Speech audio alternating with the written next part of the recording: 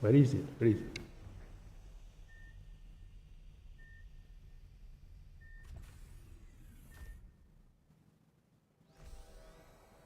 As usual, 1, 2, 3, echo, echo. Where is it? Where is it?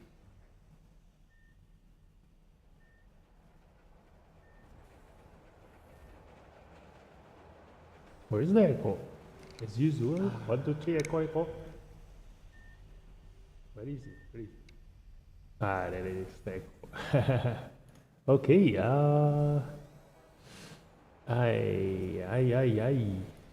let's see. Okay, put that there, put this here, put everything in place, and let's go. Yeah, I haven't opened my Dislyte ever since morning. So let's see what we are missing. This one by, this one by, this one by. Hey Ricky, welcome to the stream. Kiwa, hai Kiwa. Ntar Kiwa tuh yang sering nongol di itu ya, yang sering nongol di global chat Indo ya.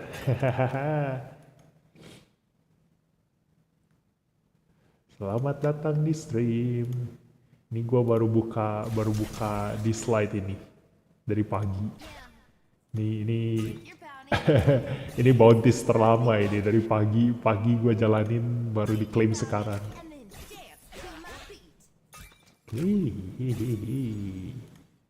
Dadah. Oke, oh story udah beres semua, story finish. Oke. So what else? I haven't do club yet. Let's see, help. Yes, my Brewster. There, Bayon Kiwa. Oh, ini Kiwa. Hey, thanks for the piece, puzzle piece. Ya anak guild lupa. Gua aja lupa anak guild sendiri. Oh iya. Oke, baru ingat. Pantesan asa sering lihat namanya tapi di mana ya? Oh di sini toh, ada di sini toh ternyata. Oke, Bayon Kiwa. Aduh nggak ada puzzle biru Bisa Kevin. Mana Bayon? Ya nggak ada lagi, nggak ada biru. Sorry, gue punyanya ungu semua. Ini apa ya? Semenjak kayaknya semenjak Intisan. Oh enggak, semenjak Changchi.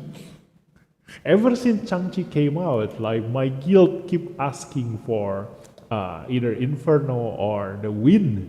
So I currently have a lot of flow puzzle. Nobody asks for Gaius anymore. So yeah, I might once I finish with Brewster, I might ask for Gaius again. I don't know. I can continue with where I left Gaius off. Ya. Oke, perjalanan masih jauh. 19 more days for Brewster. Let's go. Holo. Oh, I haven't attacked Holo. So, yeah, you guys can actually see how I do my Holo. But before that, I do want to collect the expedition first. Tinggal dulu bang, mau lanjut gawe. Oke. Gawe malam-malam. Ini jam 8 loh. Lu gawe apaan? Ya udah, met gawe, sip. Hati-hati di jalan. Oh ini bagus nih. Speed, accuracy, resist, HP bonus. Oh my god, this is perfect for Eve. This is bonus resist speed. But this is the boot, so this is a flat stat, so that is bad. This one is also quite bad. Yeah, not exactly very good, but I like that relic. Let's see. Let's check the new relic, the goggles. There we go. This is perfect for Ife. So yeah, let's just auto enhance this to 15 because whatever it comes out as, it will always be good for Ife. So there we go. And we have the speed here, so let's just give the speed. 4. Too bad, too bad. So the HP, let's get that 7%, nice. And there we go. That's perfect for Ife. Hi Ife, you have a new goggles. Hahaha, this one is critical rate, speed accuracy, so quite okay. But we have a better one. Ta-da! Nice, this one is so much better. Yeah, this one is so much better. So let's replace this. Ta-da! There we go. I'm not scared. And save this for Ife. Where is it? There we go. And I can give the other one to Kara. Actually, where is my Kara? This one. Ta-da. Its bonus defense, accuracy, resist. While the other one is critical rate and speed. The speed is actually good, so let's just replace that with the speed. There's a fine line. Although now my Kara have lower accuracy, but you don't actually really need to hit that 80% accuracy in a sense, because everything is just based on luck. Like if you guys say that resist is a scam, because no matter how high your resist is, you always still getting debuffed by the enemy. The same thing applies to accuracy. So you need to change your mindset. You know, if you say resist doesn't work, that means accuracy also doesn't work. Because no matter how low your accuracy is, you still will be able to get that debuff to your enemies. If that's how you think about resist, you know. And on this, yeah. Okay, so what's next? I haven't take this. I haven't finished cube. Then I also have. Oh yeah, I need to do the event. Let's see. What's the current quest? Sonic Miracle, Ritual Miracle. Yeah, let's do the Sonic Miracle. Here's how I calculate my quest here. You can see that there is 350 there and 250, but this one requires you to clear Ritual Miracle 50 times, and this one only requires you to clear Sonic Miracle 10 times. So if you want me to take out my calculator here, let's see. Calculator. There we go. If you want me to take out my calculator here, so that means that 350 divided by 50. So each point of ritual miracles that you do gives you 7 currency. While if you clear the 250 divided by 10, you get 25 currency per Sonic Miracle that you clear in the game. So that's why do the ones that gives you more currency first, even though I don't even need any of this Sonic Miracle, you know. But I'm aiming for the free farming, you know, that Resonance 6 farming. So it should be fine. It should be fine. Where is it? Why is it like this? Okay, so while that thing is going on, we have 300 stamina. I don't want to go over the stamina cap here, so I can still regenerate stamina while doing my things. So I'm not gonna take all the stamina pack yet. So we gonna do the cube miracle first while we are waiting for the other multi battle. This one not good. So let's just skip that. critical rate, buff blocker attack. Yeah, rather have the debuffs. Let's go. So here's my usual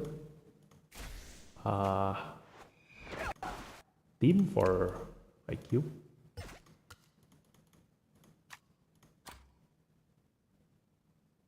And let's just go. I mean, like, just using Gaius and Intisar, like both of them, can just clear every single one of the enemies. So yeah, the only thing I need is just someone to protect my other teams.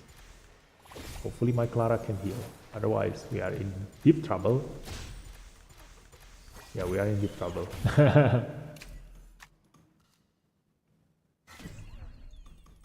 Not fast enough. Not fast enough. So, replace Gaius with wait, I thought my Gaius dispel everything. Okay. Yeah, I thought I have my Gabriel for immunity, but apparently it doesn't really help. Let's just go with that. Although I can always use this one. Yeah. This is why poison is the best. Although this one also we don't need that. Is there any other better candidate for us for a lead?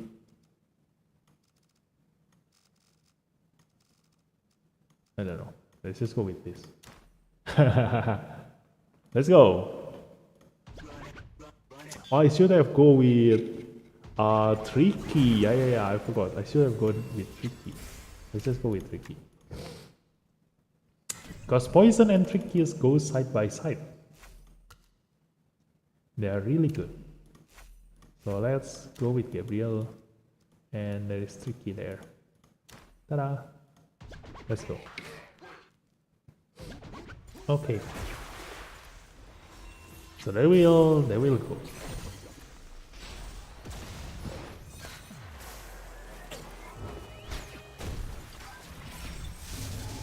If you want to take the other side of my bet, prepare to lose.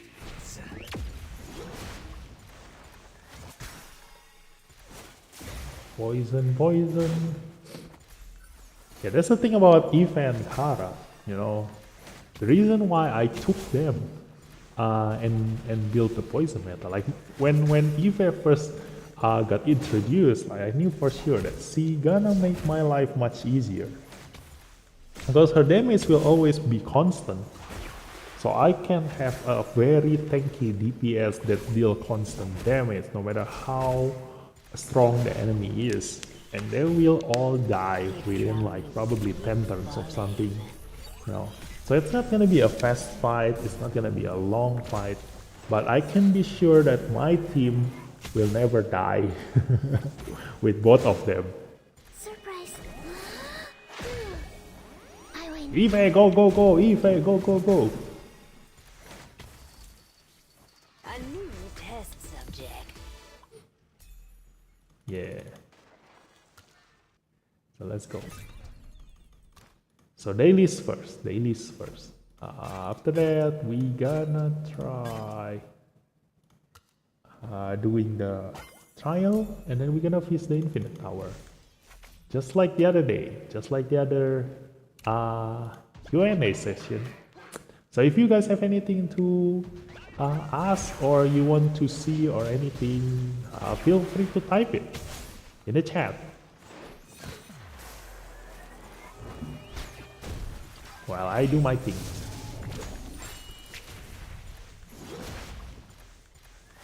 Yeah, the thing about Tricky is that even though he is really good at dispelling, like his dispel is also not a guarantee 100% chance. You know, like you see that Longyan there still have his immunity just now. So I'm still waiting for the day I can actually get my hands on Raven. Raven is just the best, you know. She is the only one who has a dispel that cannot be resisted, like a strong dispel. Everyone, Hai Erga, welcome to the stream. Di, gua Zeus, bisa nggak lu buat konten tentang trial Embla? Specific content or like a full video specifically made for Embla trial, or just you can just watch me do my trial in here in the live stream, you know,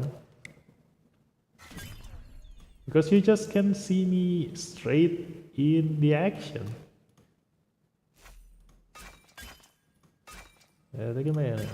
Defense. Because there's nothing much to explain, you know, like the Embla trial is so straightforward. Make big point in trial Embla. I don't know, like I can do that, but I can also, like maybe let's see, I'm gonna explain all the big points in Embla trial right here, right now, after I finish my dailies here. So stay tuned.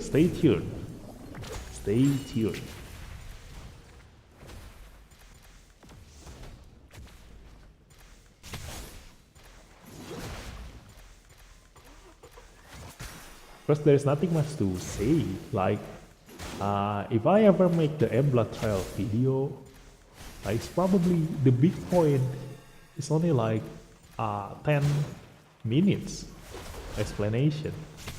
And that's it. Not even 10 minutes. Like, I can probably explain that in 5 minutes. I don't know. Okay, Sip. Okay, stay tuned, okay? We're gonna do the trial right after this. Oh, wait. Before that, I'm gonna do the holo battle first. Or let's just skip the holo battle, yeah. For you, Erga, I will, after the cube, I will do the Embla trial. So we're gonna skip the holo battle first. Where is it? This ally damage increases whenever ally this damage upon taking a hit, whenever ally receive damage. Yeah, this one. I just take. Oh no! Wait, that's actually good. Let's just try. Let's try this. I do want to see how much damage my Tricky deals with the enemy Jinyu Yao. Let's go. Here, you will see how Jinyu Yao die by poison.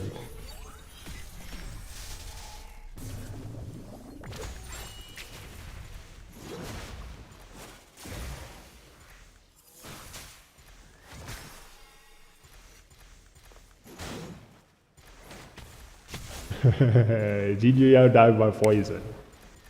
Something new. It's because in this cube, the Jinyu Yao is not yet resonant 6. So she doesn't get her third ability cooldown reduced every time her allies get debuffed. I forgot, is it debuff or is it stun? I forgot. But something along the lines that if her allies get some kind of things, then she will get her cooldown reduced. 9 stack poison, yeah. And it will get much better, you know, because we haven't reached EVE Resonance 6. So the day I get my hands on EVE Resonance 6, it will be insane. Look at this. Launching a pursuit attack chains to gaining 1 turn. This is huge. Like, if you haven't realized this by now, gaining 1 turn instead of a pursuit means that she will reduce her cooldown, her other skills cooldown 1 turn faster every time she uses her first skill. So her abilities, like she will use her third skill, second skill, and then after that, when she uses her first skill, these 2 skills will reduce their cooldown by 2 turns. So she can straight away use her third skill again after that, you know. And also it gets even better. When you reach her resonance 6 here, you don't use this enchanted relic anymore.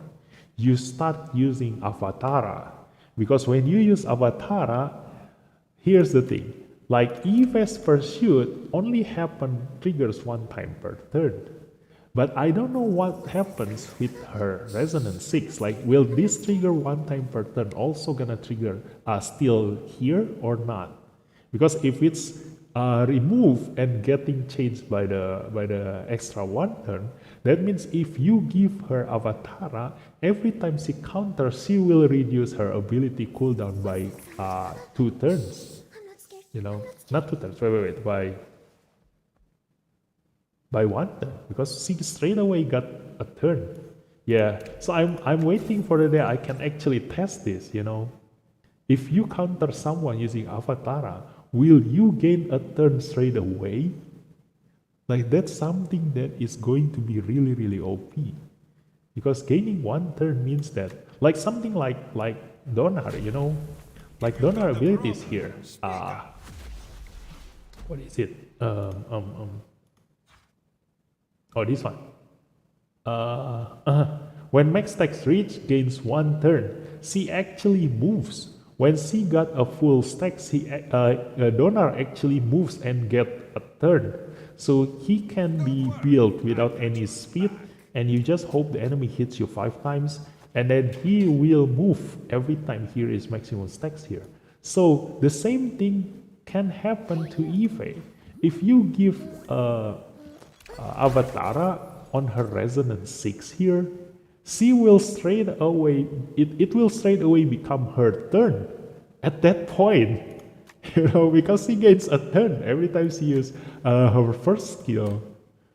So the moment I reach resonance 6 with Eve, and my theory is right, that means giving Avatara to Eve, if that Avatara triggers, she will straight up gaining a turn, and she will move at that point, both reducing her skill cooldown, and also she can just straight up do anything you want.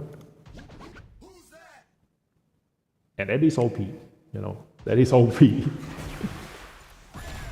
She will keep on moving so much that you can just stack 12 stacks of poisons by herself, just by Eve alone. My god, the best poison esper in the game.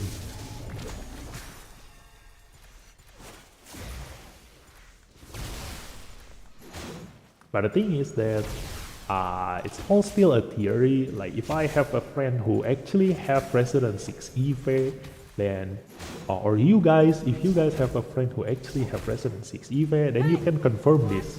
Otherwise, be patient.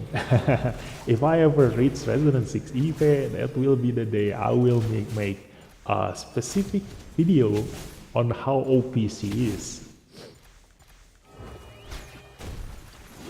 And also with the ocean waves, damn, she can use her third skill again and again and again.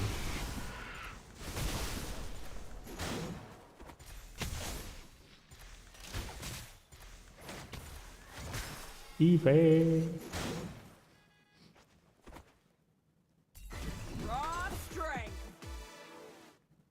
Yeah, there are lots of things, you know, like I've been thinking of making like a video with the title 100 tips and tricks for every single esper in the game. Like, I have a ton of them, you know, probably more than 100.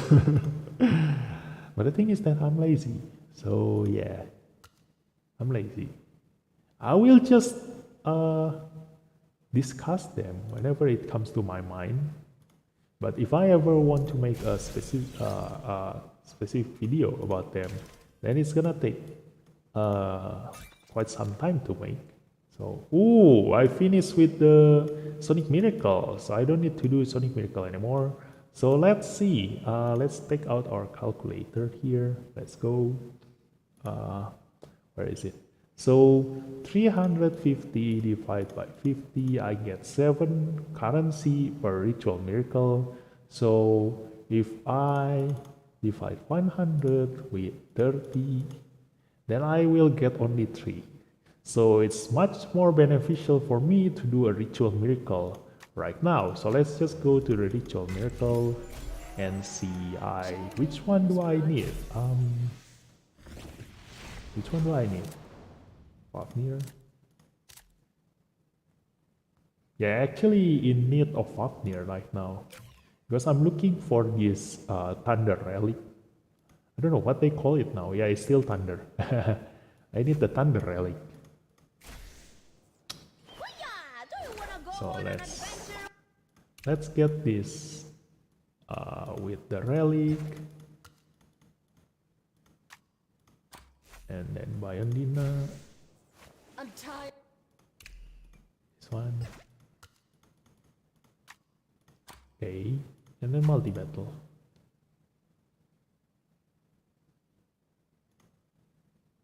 Then let's take off the calculator again. And let's continue. Hey, so we gonna go to the trial. Let's see. For this one, I finished a lot here. Okay. This one still countdown. What else? What else? I already take the stamina here.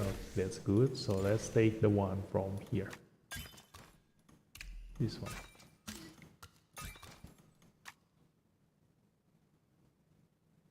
Okay, just nice. 333. Not over the stamina cap. I'm liking this stamina cap increase, you know, for people who are busy like me in the day.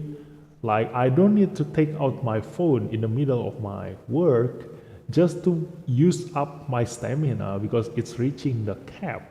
Because if it reaches the cap, that means that I'm wasting a possible stamina. I mean, the potential stamina that I could have get if I leave it regenerating while not reaching the cap. So let's go. We already buy. Oh, I also have this. Yeah, let's just leave it for later. So let's go here. Let's do the trial. Let's see. Okay, here's the thing. So here's the big point for Emblast trial. So for those of you who are currently here watching this live stream, here is all the big points that you need to listen and understand. So in the future, you can do every single trial or every single content that Lilith will throw at you. Okay? So here's the thing. When you do this kind of trial, remember that the boss will never die. So the battle will take a very, very long time to clear. That's why in one of my posts, you know, I mentioned that the best esper for this Emblast trial will be Embla herself. Because in other content, Embla cannot perform with her full potential because before the enemy even reach 8 stacks for their corrupted seed, they will already die most of the time. So in here, only in the Sentinel Hunt and Embla's trial, where your Embla can always explode her corrupted seed at maximum stacks. Unless the enemy Embla dispel her own debuffs. So you need to accompany Embla together with an esper that can give a lot of debuff. Possibly someone with poison. So you can put Embla together with Eve so that the enemy Embla doesn't cleanse her corrupted seed debuff. So that's one thing. So you can always give the enemy Embla maximum stack of corrupted seed, and that's why I mentioned in my other post that it's really good to combine Embla together with either Louis or Chloe. those espers that usually in other content their attack are gonna hit random enemies, but because there is only one enemy in here, all those espers that multi-hit and hit random target will hit the same target. So there are three espers that are really good in that situation. First is Gaius, second is Chloe, third is Louis, and they just so happen to have all the three different elements that you need: Inferno, Wind, and Flow. So when you do this kind of trial, you just check the enemy's element. Like for Yunchuan trial, Chloe was the best because Chloe is Inferno. So in Embla's trial here, she is Inferno. So Gaius is really strong against her, but you can still also use Chloe in here because they are both Inferno. So Louis, even though he can single-handedly explode your Embla's corrupted seed by himself, but because he himself is a Wind Esper, then his damage will have a lot of miss against Embla. So there are two things that I've already explained here. Okay, when there are trials like this, the Esper, the current banner Esper, is the best solution for this trial. And then you just need to go around build your team in accordance to that Esper. So those three, remember always when the enemy is only single target, remember Gaius, Chloe, and Louis. And then the next thing here is something that everybody always forget. You know, this is a boss. So when he is a boss, his damage is insane. His damage is not comparable to any other Esper in the game. So you don't treat him like when you treat other player. When you fight against another player, it's not the same against bosses. So the first thing is that we're gonna go back a little bit. So another thing is that this is a boss and they don't have health.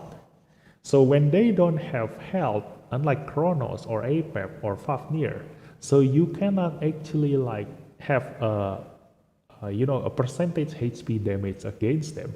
But the thing is that even though they don't show their own HP, you can still deal percentage damage, HP damage to them, because apparently behind the code that Dislyte make for the Dislyte programmer make, they do put the HP of this Embla, the enemy Embla. Show me your team V. Here's my team. Okay, so I don't know if this is the team that I used to get my 3.6 million score, but I generally go with this kind of team. It's either this or maybe I change this with this. Yeah, it's either this or Xiaoyin. I forgot. So yeah, you don't actually want to use all tanks in here, So again, next, go back to my explanation. So the big points. So the Embla, the enemy Embla here. Let's just go. Yeah, let's just do battle while I'm talking. Let's just do battle while I'm talking. So you can just see if this team works or not. So here's the thing. The enemy Embla doesn't have health, but the thing is that you notice that my Intisar still deal percentage HP damage. The thing is that the enemy Embla actually have health, but her health is all around like probably 80,000 to 100,000 if I were to compare my Intisar damage to my damage against other players. So her health is comparable to those of enemies Jin Yuyao in Point War 18. Because I remember my Intisar damage. You see, that damage is not her normal attack. That includes percentage HP damage. So she actually has a health in here. The easiest way for you to notice that is that if you put poison debuffs on her, she actually still getting hit by damage, So that's another thing. So don't forget about percentage HP damage. Like it's not totally useless, but it won't deal as much damage as if you hit Chronos or APEP or Fafnir. You know, that's another big point. And then the next thing is that this one is a boss, so you don't treat her like how you fight in a PvP or Holo or any other content in the game. Treat her as how you fight in Sentinel. So you play around with buffs and debuffs, you know. Here's the thing, because she is a boss, her damage is insane, and you already probably noticed by now, like the longer the fight goes on, her damage will go up by a lot. So here's a question, if her status keeps getting bigger, while your status stays the same, which buffs or debuffs will be the most effective against her? That's a trick question. Not a trick question actually. That's a very important question. If you can answer this, that means that you already know how to defeat her. So if you have the answer, feel free to type it in the chat. Which buffs or debuffs will be the most effective against someone whose stats keeps on increasing? Listen to the game after 3 months. Now my height can't solo APEP anymore. Yeah, of course. Yeah, they changed a lot in 3 months. They changed a lot in 3 months. So welcome to the stream, Melody. Yeah, I don't know how long the delay between my speech here with the YouTube chat delay. So yeah, I'm gonna give it a minute for you guys to think. While I'm also thinking about whether this team is the best one or not. But you can see here, you know. Yeah, this is definitely not the team that I used to 3.6 million. So you definitely want to change Xiao Yin there with Gabriel.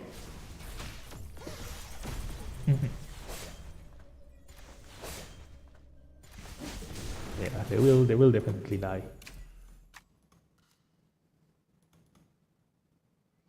So let's go. Ta-da, ta-da, ta-da. And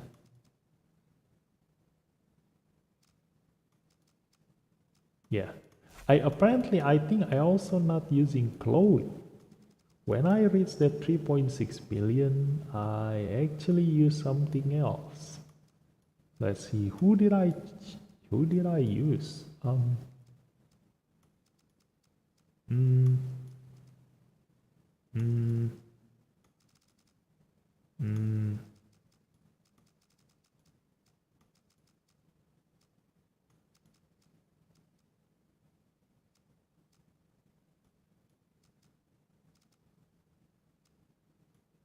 This one. I forgot. Let's just use this one for now.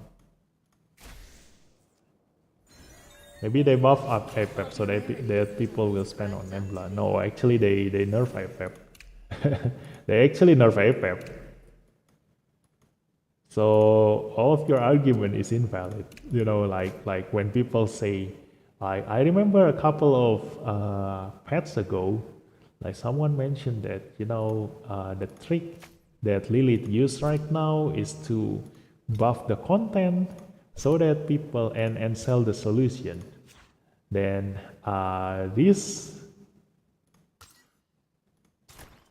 in this patch, that argument is invalid. You know, like it throws away all of your previous statement down the drain, because they didn't do that. You know, they actually nerf APEP, and you still need Embla to actually do well. So let's just go with this first. I forgot what's the other guy, you know. So I need to somehow refresh my memory again.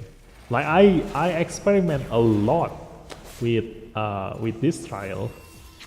Not actually a lot, like probably 5 or 6 times, and that's it. You know, so I do change my teams a couple of times. So yeah, but definitely, you definitely need Gabriel in here because you don't want to cleanse M-Blast debuffs. You actually want to prevent the M-Blast debuff to ever even touching you. So you need a permanent immunity. Oh, yeah, I remember. Hey, wait. Yeah, I think the other guy is Fabrice. Fabrice. Yeah. Let's just go. Let's just go. If this doesn't reach 3.6, that means the other guy should be Fabrice. Everyone, So your immunity should be your best friend. Because when you cleanse Embla's debuffs, it is actually giving Embla 30% more AP. So it's the worst idea you can ever think of to cleanse Embla's debuffs. You know, what you want to aim is to have permanent immunity in all of your espers. Okay, let's check. Okay, back to the point, the big point again. Here's the thing. Where was I? Oh yeah, the answer to my question. So which buffs or debuffs is the most affected when the enemy gets their status ever keep increasing the longer the fight goes on? The answer to that is attack down and miss rate up. So you need to give the enemy Embla permanent attack down and miss rate up. And who is the best at applying that? Intisar. Hey, that's why I knew from the start, like Intisar is gonna be my best friend. Because in a boss situation, having miss rate up and attack down is going to reduce their damage against you by a lot. Because of this, like let's see. Imagine your Gaius, like your team, have like 1000 defense. Like no matter how long the battle is, your team will always have 1000 defense. Your Esper will always have 1000 defense.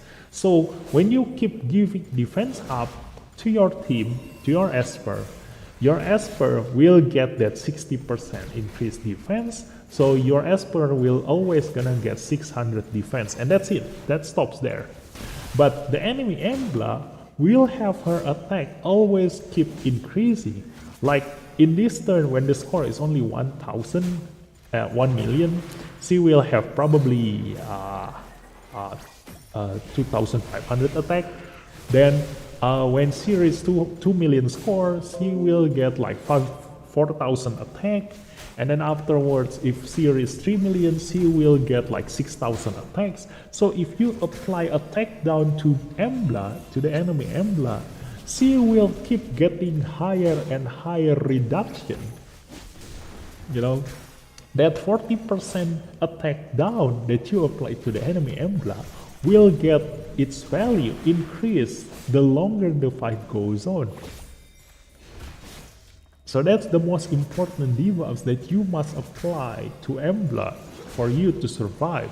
So that's why the reason why I have Alexa here and also Intisar, because both of them have miss rate up.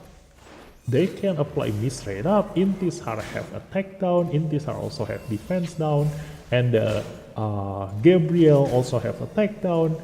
Intisar and Gabriel also, both of them have defense down for me to deal more damage to the enemy. Alexa can cleanse if we ever need them, and that will also equalize the whole teammates' HP. And then Clara here is for backup if I ever need to cleanse, or she also gives barrier for her overheal. So yeah.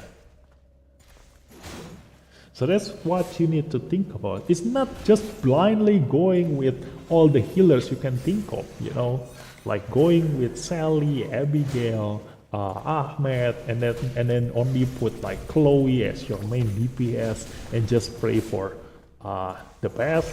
Like that's gonna make you a punching bag, because Embla will move like 5 times before your Chloe even move. Just because you keep on cleansing her debuffs with your Sally, with your other cleanser, you know, and then she will just keep on moving. Basically, she will just keep on killing your entire lineup before you can even move.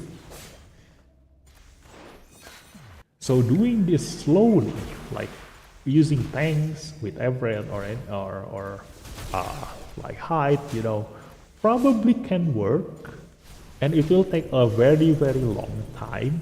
But you also need to have the relic to support that, because you need to be able to survive getting hit by 100,000 damage per hit. You know, the longer the fight goes on, she hits harder, so she can potentially one-shot your Esper. And then if you need to survive getting one-shot, that means that you need to have a higher relic than something that the enemy Embla can one-shot you. But that's the thing, like if you're, let's say like I have my Clara there, she probably has the highest HP among all my Esper here. So if my Clara have probably like around 60,000 HP, if the enemy Embla reaches to the point that she can deal 60,000 damage in one hit, that means that my Clara will get one-shotted by the enemy Embla. But if I manage to put a takedown on her, her 60,000 damage will get reduced by 40%. That means that she will only deal around 35,000 damage to my Clara, so when my Clara is supposed to get one-shotted by the enemy Embla, my Clara can actually survive that one-shot. If I have, like right now, a takedown and miss straight up, you see like the damage difference is a lot.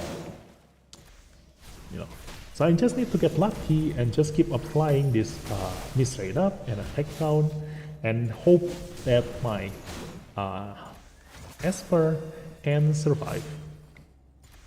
So let's see.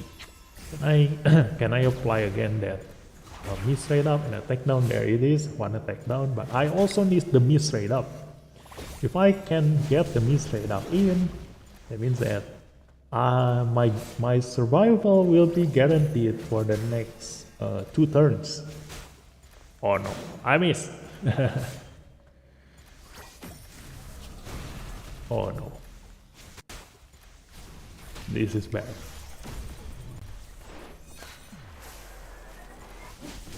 We don't have immunity anymore, so yeah. So you see, like my Intisar can survive that just because Embla has me straight up. Oh no, immunity. Hey, Gaius changed form. That's nice. So yeah. Me straight up, please. There we go. But it's too late. It's too late already. But yeah, so that's how you go further into above the 3 million mark. You know, keep applying that miss straight up and a takedown, and you sure will have your trial there.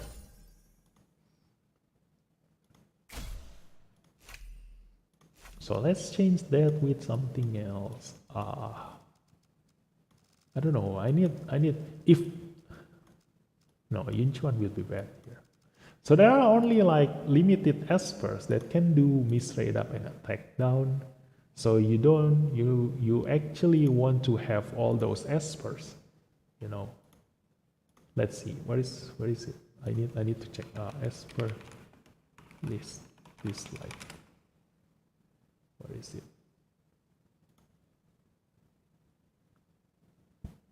Hey Vivi, how is it going? Hey Alessandro, welcome back to the stream.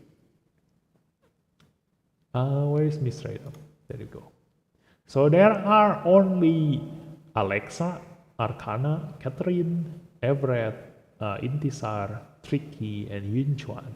And among all of them, the best one to be used here in Embla's trial is supposed to be Arcana, but I don't think anybody ever built Arcana here. Where is it? Where is Arcana? Where is my Arcana? Oh, there he is. Yeah. he can apply misrate up for 2 turns, and then he can also steal buffs if Embla ever steal our buffs, so he can steal it back. And then when the enemy is afflicted with misrate up, all their debuff durations plus 1 turn. So this is also great. So you can extend the enemy's misrate up. So extending debuffs is more important than reapplying debuffs. That's why Intisar's second skill is really good if she use it at the right time, because usually the strongest debuffs like usually happens on the third skill. Like here, the misrate up can only be applied on the third skill. Rarely they ever have the misrate up on the first skill. That's why Esper that has misrate up on the first skill are really good, because they can permanently apply that misrate up. But if the misrate up is on the third skill like this, the cooldown is 4 turns. If you use ability ones here, the cooldown is 4 turns. But this thing only lasts for 2 turns. So the other 2 turns, the enemy can one-shot you. So if you can extend the debuff durations by 1 turn, that means that you have 3 turns for this misrate up, and you only have a downtime of 1 turn. It will be much better than having the enemy with 2 turns without any misrate up.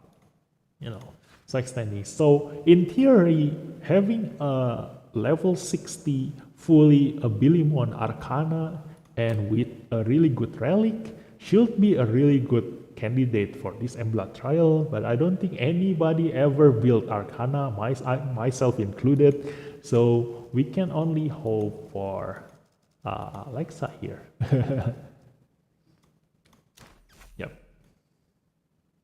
There we go. Accuracy 24%. If I do want to actually pursue these, then I better change this to accuracy. Let's go. Yep, this one. Ta-da! 83%. So we can try and be sure to apply that misrate up, and also Intisar. I do want to change this gear, like definitely this one. This one have 2 substats going to the attack. Let's see. Do I have attack bonus, critical rate, critical damage, attack bonus with accuracy? No. This one, yes.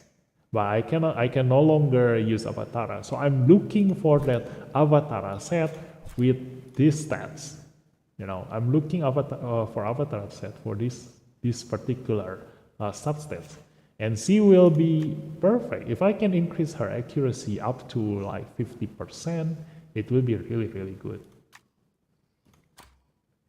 So yeah, let's just run this again and let's see.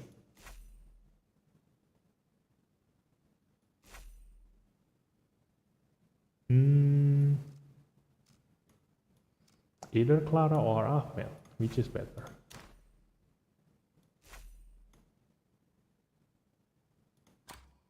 Let's try with Ahmed. Another thing about Ahmed is that you can also use him, but not for the purpose of helping your teammates survive. It's more of his supporting song, because this is a very long fight. So the supporting song is going to be permanently on your Espers. This is like a free, this is like a free 4% plus times 15 is for 60% increase attack. Permanent 60% attack increase to your allies, because this is such a long fight. So your mindset should be following a long fight mindset. Giving debuffs to the enemy to ensure your survival. So as usual, treat her like how you treat a sentinel fight. Give attack down, give misrate up to her. If you can also give buff blocker to her, so she doesn't steal your buffs. It's going to be really bad if she steals your immunity. But that is secondary. It's not like Sentinel who gets like 100% confirmed buffs that you need to block in every time he moves. This one is based on RNG. So you can have an RNG where she failed to steal any of your buffs for the whole duration of the fight. That can happen. So buff blocker is secondary here. So attack down, miss rate up, must have, defense down to her, so you can deal more damage. Seer if you can, but seer is secondary. Like seer, the difference between defense down and seer is that for those attacks that straight up deal damage to the enemy, gets more benefit. Oh my, I choke on myself. I talk too much. Okay, so for those damage, skill damage that deals straight up damage to the enemy, Embla gets more benefit from the defense down, because based on the enemy's defense, your attack damage will get reduced. But for those attacks like Intisar or Poison or any other attack that deals percentage HP damage, they don't care about the enemy's defense at all. So the only way you can increase their damage is actually through Seer. Like Intisar percentage HP damage can be increased by Seer. So that's the benefit, the difference, and the benefits, pros and cons of defense down and Seer to the enemy. Of course, if you can apply both of them, it will be really, really good. But if you have to choose according to your lineups. If your lineups deal more straightforward damage, use defense down. If your lineups deals more into like a percentage HP damage, use Seer. And then for your teammates, definitely keep your defense up all the time, and also permanent immunity, because Embla's debuff is nasty. You don't want to cleanse Embla's debuff, because cleansing Embla's debuffs is nightmare. She will move if you cleanse Embla's debuff, because she gets 30% bonus AP for each debuffs that you remove. So preventing the debuffs is better than cleansing the debuff. Preventing something to happen is always better than fixing something after it already happened, you know. So yeah. So you can see here that my Gabriel already have 15 stacks of supporting song. So she gets a permanent 60% attack increase, and my Intisar 9 stacks, it will increase her damage by like probably 40% or something. 9, 4, 9. No, 4, 9 is 36, yeah, 36%. So the supporting song here is really good, especially if you guys have resonance to Ahmed. If you have resonance to Ahmed, that supporting buff will give you speed per stack, and it is a permanent buff. You know, that's the thing. So yeah, I'm relying on Alexa here. Oh, one more thing you need to notice here is that Embla will not increase her corrupted seed stack on your Esper if your Esper is on immunity. So for example, if she already put like 1 stack of corrupted seed on your Esper, and then you manage to put immunity on that Esper, like right now my Alexa have corrupted seed. So if Embla attacks my Alexa right now, the corrupted seed will not increase. That's the nature of the corrupted seed. So that's why I don't necessarily need a cleanser in here, and I only have Alexa here for the cleansing, because it's enough. Like every cleansing the corrupted seed every 3 or 4 turns is enough, because I have almost permanent immunity with my Gabriel. So I hopefully won't have more than 1 stack of corrupted seed for Espers that got hit by Embla corrupted seed.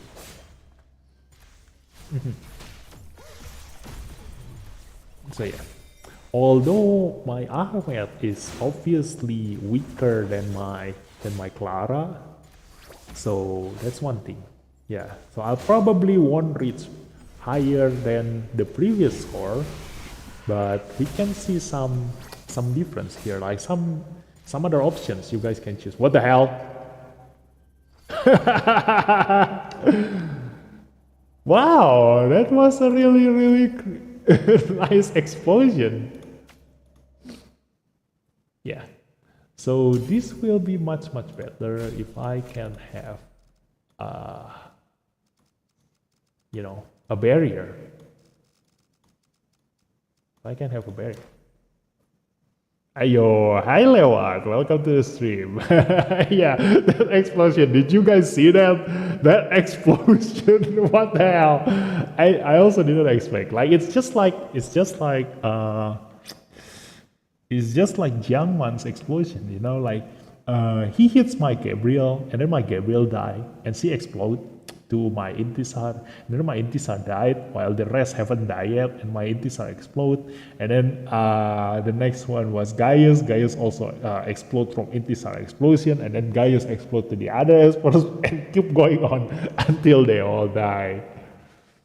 So yeah, this is like most likely the team that I used to get 3.6 million here. So you guys can try it if you do want.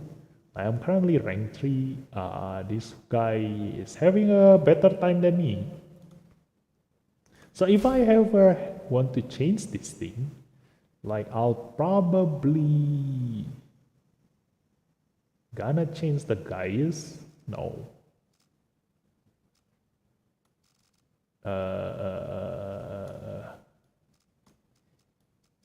Yeah, the only thing I will change is probably increase their accuracy, most likely, because I need a reliable way on applying the miss rate up together with the takedown to the enemy Embla, so that she will have that permanent attack down and also permanent miss rate up, and my survivability will be guaranteed.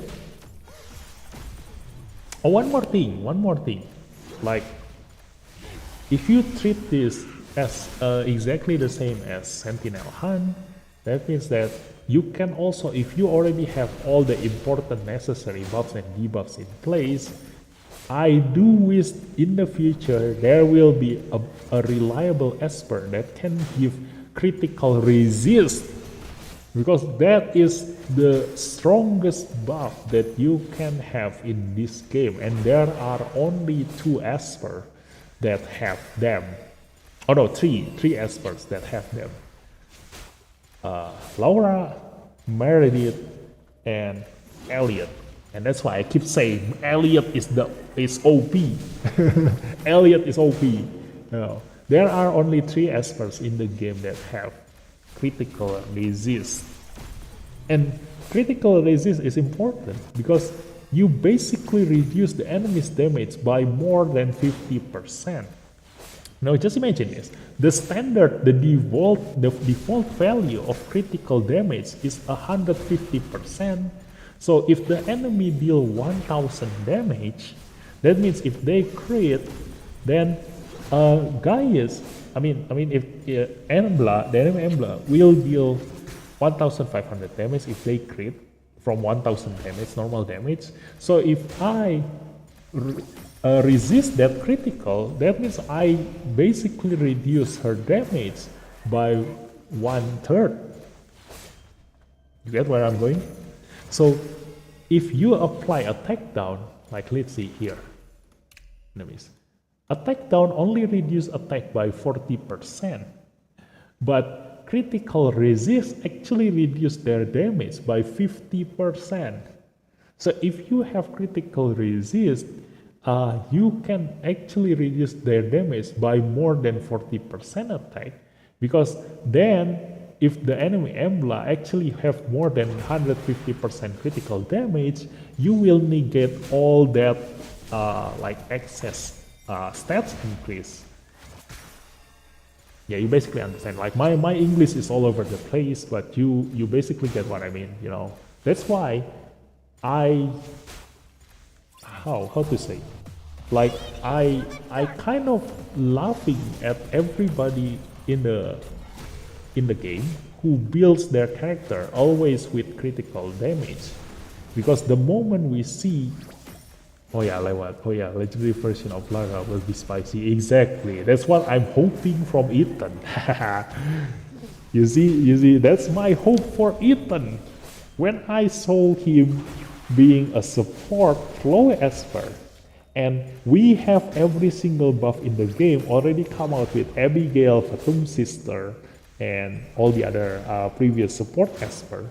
So I'm hoping this will be the legendary version of Laura, please. Because that is the only thing that is missing in the game. That's also the reason why Laura is a simmer. Because as you all know it, a simmer esper is always like stronger than any other Inferno Wind and Flow esper. They always have a unique skill that make them OP. Oh. And that is Laura. Like the critical resist will negate every single critical damage that every single player been stacking on their Esper relic. Like all those Hammer of Thor lover will get their relic totally useless in the face of critical resist. So wow, if we can actually get a jackpot with Ethan, straight up, I'm gonna give like every golden record to him. But that's just hoping for a lot, you know. Like we still don't know his skills yet, so he can still be anything. He can still be anything. So right now we can only just dream, you know. And I already actually saw a leak of his skills. His skill is like the first skill is like chaotic song or something, and then the second skill is like what's the name? It's something song, and then the third skill is enchanting song. So I don't know whether it's a good thing or not. Like enchanting doesn't really rhyme with critical resist. So yeah. So yeah, let's just hope. Let's just hope.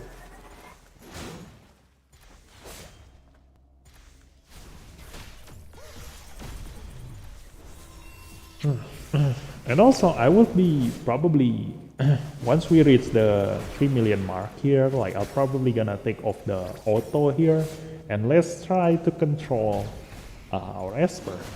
Let's see. Let's see if we can actually get a higher score. You know, see if we can actually get a higher score by controlling our Esper. Yeah, that's the power of me straight up. Look at that, the damage is so low. So you don't necessarily need like 3 healers or even 4 healers. Like I saw some other YouTuber use even 4 healers. Like how do you even deal damage to her?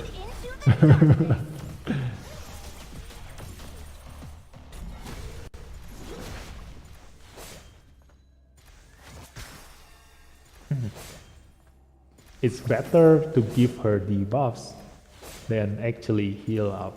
Like I said, like make this a motto, you know, guys. For those of you who are watching my stream right now, make this your motto. Preventing something is better than healing it up afterwards. You know? So mitigating the damage is much better than oh my god. Yeah. Our luck runs out just now. There. Preventing something is much better than healing it afterwards. How do I phrase it? Let's see. It's a damage mitigation. Okay, mitigating something is much better than healing it up afterwards. So yeah, that's basically it. Like, I do want to try with something else. Let's see. These are all the experts. Oh yeah, wait. This one. Yeah, let's try with that. Let's try with this one. I think I use Meredith in one try that I did, and she actually performs much better because we no longer have that trait. Wait, oh yeah, I don't even know what her trait right now. Wait, yeah, we are no longer on the trait that our buff only lasts for one turn. So what's the new trait? I don't even know. Wait, when enemy Ymir attacks, the target's ally with the lowest HP percentage takes splash damage. Splash damage 50% of initial. If the ally's HP is below 50%, 100% of initial. What the hell? Okay, that's why I score lower than yesterday. No wonder. No wonder I scored less than yesterday. Okay, this trait is really bad. Yeah, you don't actually want to pursue your score while this trait is in place, because this trait doesn't benefit you at all, and there is no way to mitigate this trait. So yeah, just skip today, and also tomorrow. There's no way for you to mitigate that effect. It's basically make Embla hits two targets at the same time, which is really bad, because if that other target is dying, then they get even more damage, and they will possibly be dying while carrying the corrupted seed, like what we saw just now. You know, that's what happened. Why we died just now while the others are healthy. Basically, Emblas R2. Yeah, kind of Emblas R2, but without the corrupted seed application. Yeah, it's basically like that. So this trait currently is really bad. So don't pursue a high score while this is in effect. But you guys, I've been explaining all the big points here. You know, for those of you who came like from 20 minutes ago up until now, you all have heard me. The most important one is this, like Gabriel, permanent immunity, mitigate the corrupted seed, not cleansing it is the most important, you know, because cleansing it, aside from it dealing damage to yourself, like to the Esper that you are healing, it can potentially kill that Esper because the damage takes place first before the heal. So if they have like a low enough health to get one-shotted by the explosion, they will die before they receive the heal. So don't cleanse it, prevent it, you know, immunity, use permanent immunity. Even Fabrice, I tried Fabrice at one point in time in this trial, you know, and he is actually performing much better than Ahmed. The thing is that the only thing missing from Fabrice is the defense up. So I need to get really lucky on which Esper he put his invincibility on. Hopefully the one that Embla is targeting and hitting at that point in time. But his Fabrice speed up is actually quite okay in replacement of Gabriel's defense up. So if you have other source of defense up, then you can use Fabrice for the speed up. Much like how I use my Meredith right now for the source of the speed up, you know. So I can hit Embla much faster than she can hit me. And that will help me a lot, you know. Kalau Intisar nggak R2 gimana bang? Ganti. Yeah, I cannot really say like the replacement of Intisar, because Intisar is really valuable in this Embla trial. Just like how I explained just now earlier, she brings insane amount of value to her team. Basically, not only in Embla's trial, she is the most valuable Esper in every single lineup in the game because she brings so much. Miss rate up, attack down, defense down, extend debuffs while on top of dealing damage herself, like insane amount of damage herself, and also attack up to the entire teammates if it's Resonance 6, okay? So yeah, that's how valuable she is in boss fight. Together with Gabriel, like these two are my MVPs, Intisar and Gabriel, because with both of them, I have every single buffs and debuffs that I need to fight against a boss. But I only have R2. Yeah, just change it with something else then.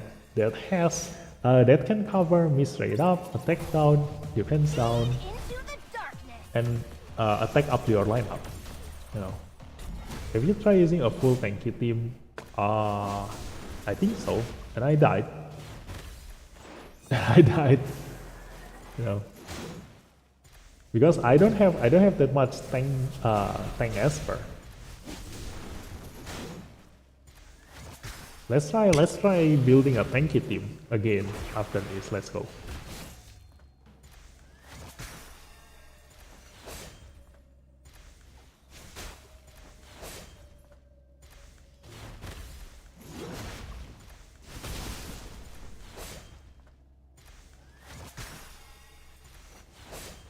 Like I said in the earlier version, like if you have Everett, then this might work because Everett also has a miss rate up, so you're just gonna take longer to kill her. But like I said, if you can survive getting one-shotted by her, then you can just do this slowly, you know. But the thing is that requirement is a lot.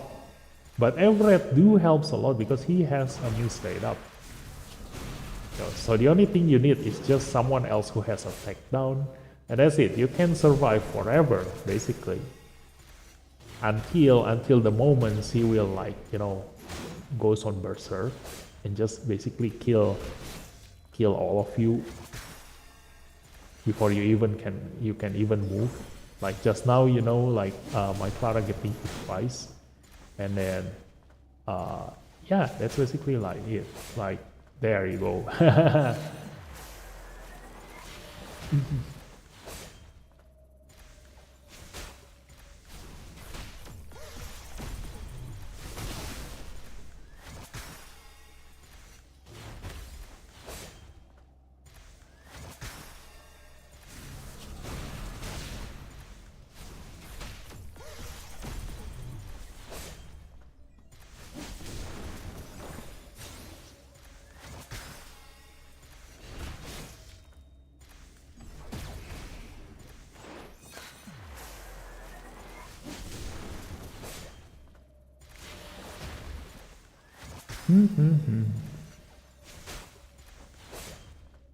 Go, go, go, go, go, go. 3.5, come on.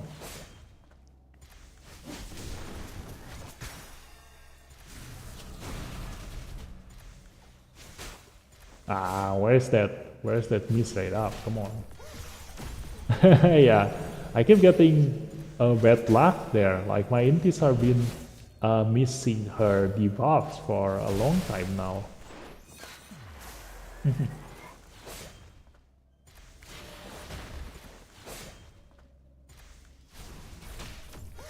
Take down, yes. At least that will help a little bit. Let's go 3.5. There we go. So this is the winning team. Yeah.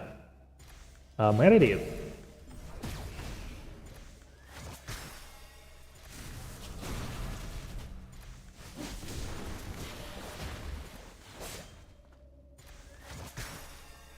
The health regen do helps a lot. You know, see, it's basically like we having two healers here, with Meredith here and Clara here. So compared to all the other lineups that we had just now, we always put like a support here, not a healer. So right now with another healer, this is going much better. Look, we are breaking the high score. We are actually breaking a high score here. Let's go. So yeah, keep hitting my Meredith, please. Like my Meredith is the tankiest here right now. Like just now in the previous lineup, my Clara has the highest HP, but now because Meredith is here, my Meredith is the one with the highest HP now. Because my Meredith have, look at that. You see, that's why I mentioned don't cleanse the corrupted seed, because that's what's gonna happen.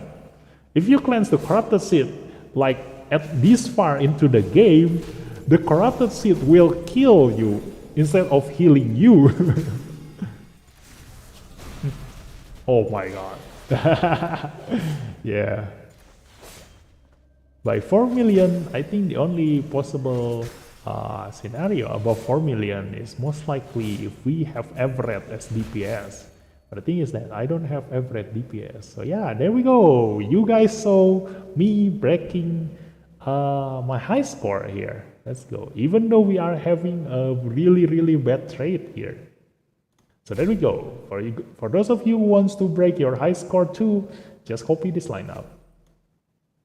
Ahaha, 58,000 health. So yeah, I'm lucky keep hitting my Reddit just now. 58,000 bonus health here. Okay, let's try with a full thank you team. So let's just take those out. Oh wait, I still do want Gabriel for the permanent immunity. So our DPS, I don't know. The problem is that my Everett is level 50. So even if I give him, like HP rally, it won't be that good. Let's see. HP. This one. Oh wait. I actually need that rally for this. I'm doing Fafnir. Yeah, let's just give a replacement for Lin for a little bit. Wait, I'm gonna put all the necessary one to Everett first. So let's see. HP bonus, critical rate, critical damage. Yeah, I probably need to build him first if I want a full damage. Before this, I actually just use, where is it? This one. Yeah. No, this is not the correct one. I forgot what I used for Everett. Let's just change this way. The unfaithful shall be.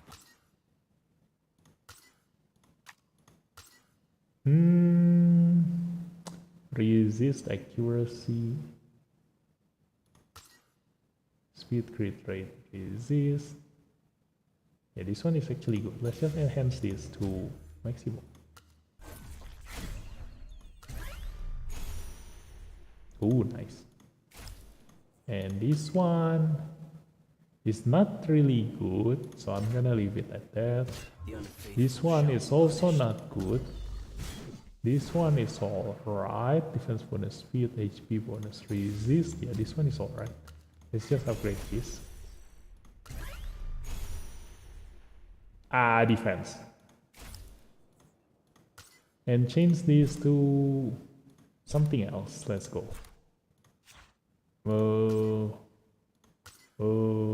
Yeah, this one. Ta-da! I probably don't really need the resist for this case. So I can just go with that build. And then this one, let's just leave it to that. HP bonus. No, I don't have. I don't have Thunder with HP bonus.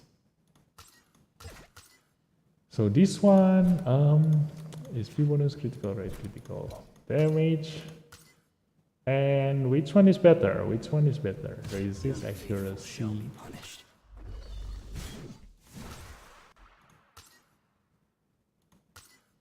Yeah, this one is much better. Let's just enhance this.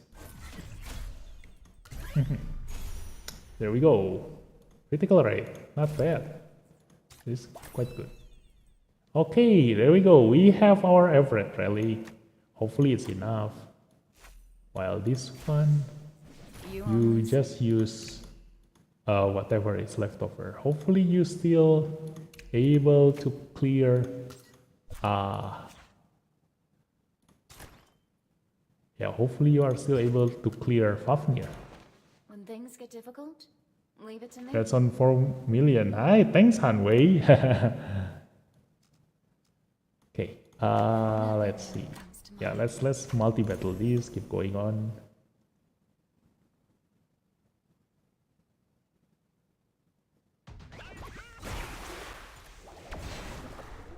Okay, so let's go back to Embla trial here. Let's go. Talents. Okay, Elliot is there, set. He has the misrate up. Stun. Where is the misrate up? There it is, the misrate up. And yeah, Taunt is useless there. So he will be the damage dealer. Hopefully he can do quite some damage. And then... should I go with Falcon? No. Wait. Renzi? Oh wait, if I bring Renzi, he can actually probably survive dying with his standoff. And I can probably heal him back and hopefully he will get his health back and got his passive cooldown again before the next time Embla kill him again. So any other tank that I can use? I do want to use Falcon, you know, but I don't think I have extra relic for him. An eagle wouldn't tolerate a grain of sand in its eye.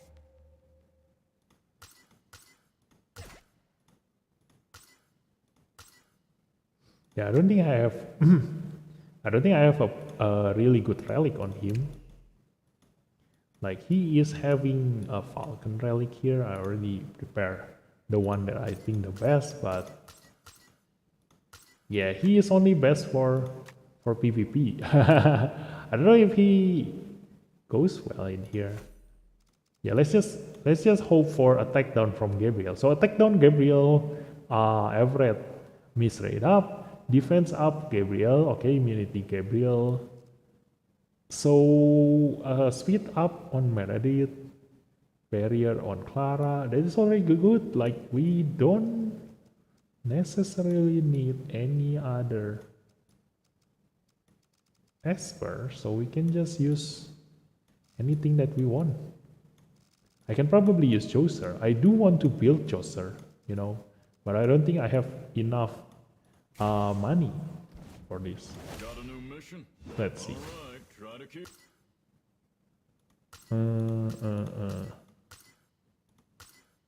Yeah, the thing is that he will probably not gonna move. I need to build him. You know, Joser is actually really strong. So if I ever have the extra resource here, like I will showcase you the power of Joser. But maybe some other days, So right now let's just use Renzi first. So let's go. This one is defense bonus. Okay, so let's go with this. Oh wait, wrong. I need Avatar. Wait, although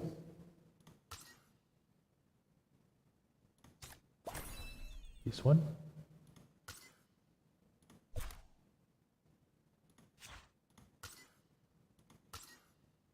Oh, this one. Yeah, there it is. There is his usual set. So let's put back the Stone Vein to this guy. Yeah, there we go. So once I finish building Joser, I will showcase him. For now, let's just put... Wait. Why is it upside down?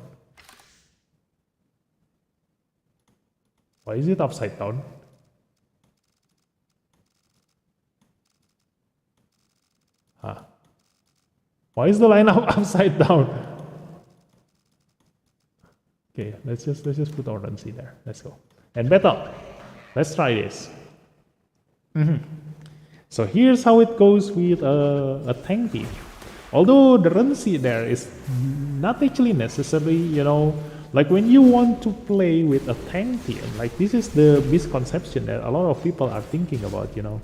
Like when you say a tank team, like people tend to make a team with all 5 Esper as a tank, which is quite okay, but actually not the best, because that means that all of your lineups doesn't really deal that much damage. So it's much scary. If I meet someone in Point War who actually bring someone like Jin Yuyao, Sally, Ahmed, Hyde, not Hyde, Everett maybe, or yeah, Hyde. Let's just say Hyde, and then Gaius, I will be very afraid, you know. Oh no, not Hyde. Oli, yeah. Let's see. Jin Yuyao, Sally, Oli, and then Abigail, yeah, Abigail, and then Gaius. Wow, that is really scary, because all of the other espers, the tank, all of those other tanks are there to keep Gaius alive. And Gaius, the most important thing that makes him really strong in PvP is that his third skill cannot be blocked. Like, you cannot increase the cooldown of his third skill, you cannot stop him from changing into God mode, you cannot prevent him from using his second skill after changing to God mode. Basically, the moment he moves, he will turn into God mode and kill every single one of your Esper. So the only way to prevent him from doing that is to stun him. But that's where Jin Yuyao and Sally comes into place. Like, you cannot stun him. And then after that, the other solution is to kill him before he becomes God mode. And you cannot do that because of the Oli and Abigail. So if you are listening to this, like, that is also one idea for you guys to make into your PvP defense lineup. You know, it's much scarier to see a tank lineup, but with Gaius instead of Everett.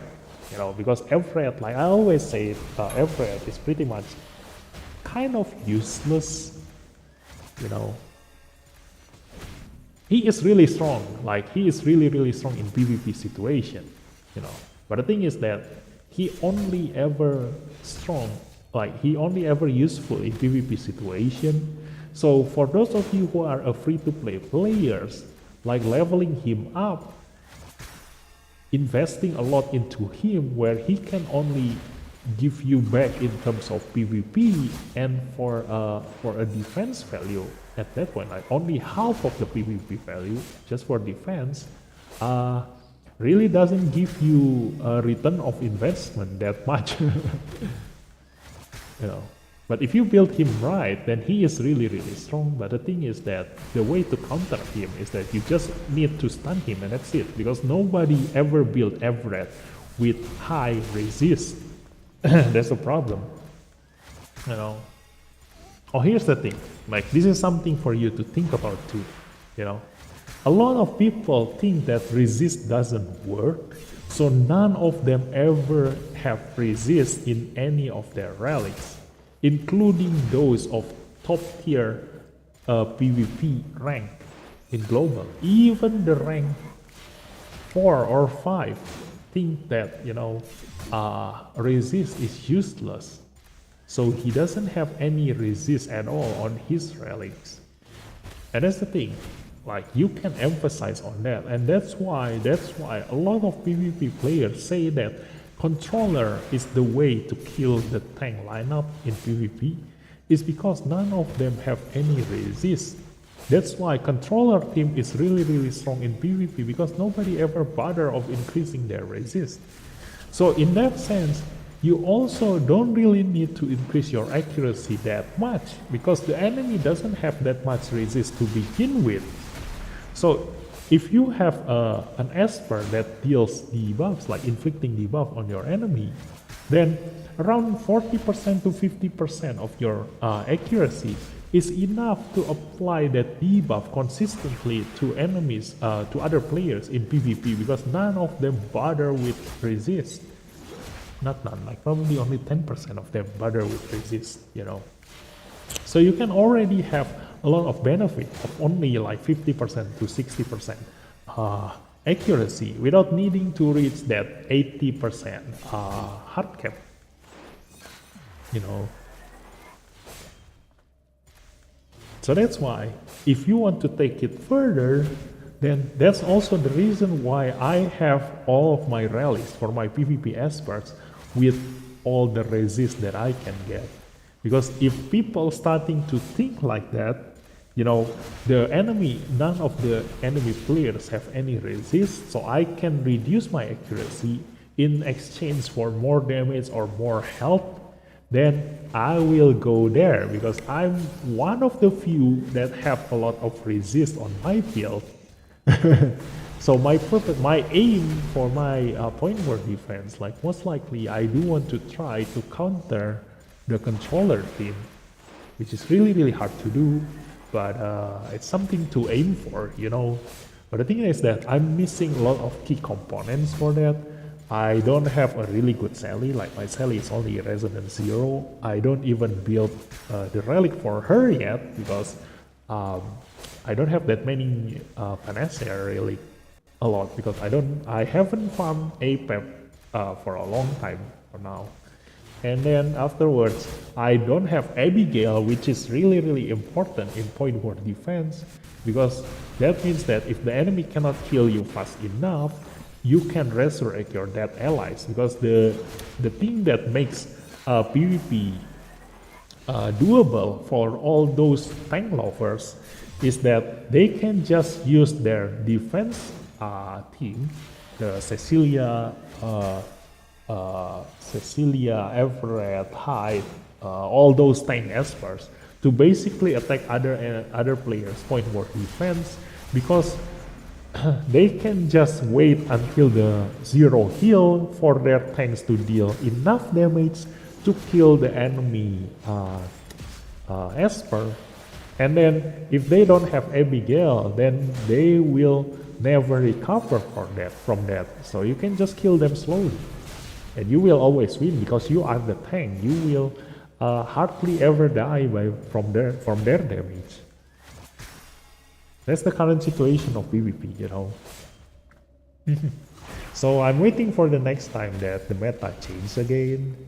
Like the more new Esper really come out with, then they will come out with a more unique way to kill other players, you know. Even right now, they already come out with Changji, and not many people have ever seen him in PvP because only those who knows his value ever use him, and those who already know his value already one-shotted every single enemy in the point war in their point war battle.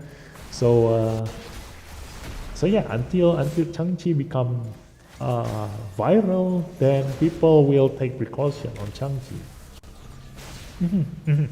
I'm 3 minutes delayed. What's the better lead in the PvP defense team you mentioned? Abigail or Oli? Lead. I would say the best PvP lead is Oli.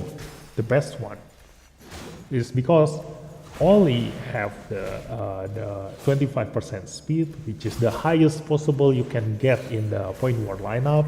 Oli's speed is either only who is that? TA or Oli if you want to get the 25% speed increase. So the thing is that if you use health or defense captain, like Clara for defense captain, and then Cecilia for the HP defense, the thing is that people like me can still break that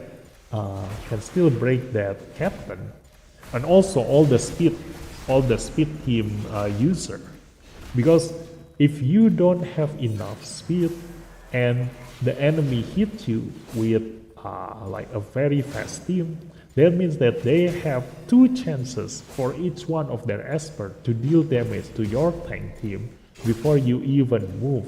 So not having speed at all is very bad.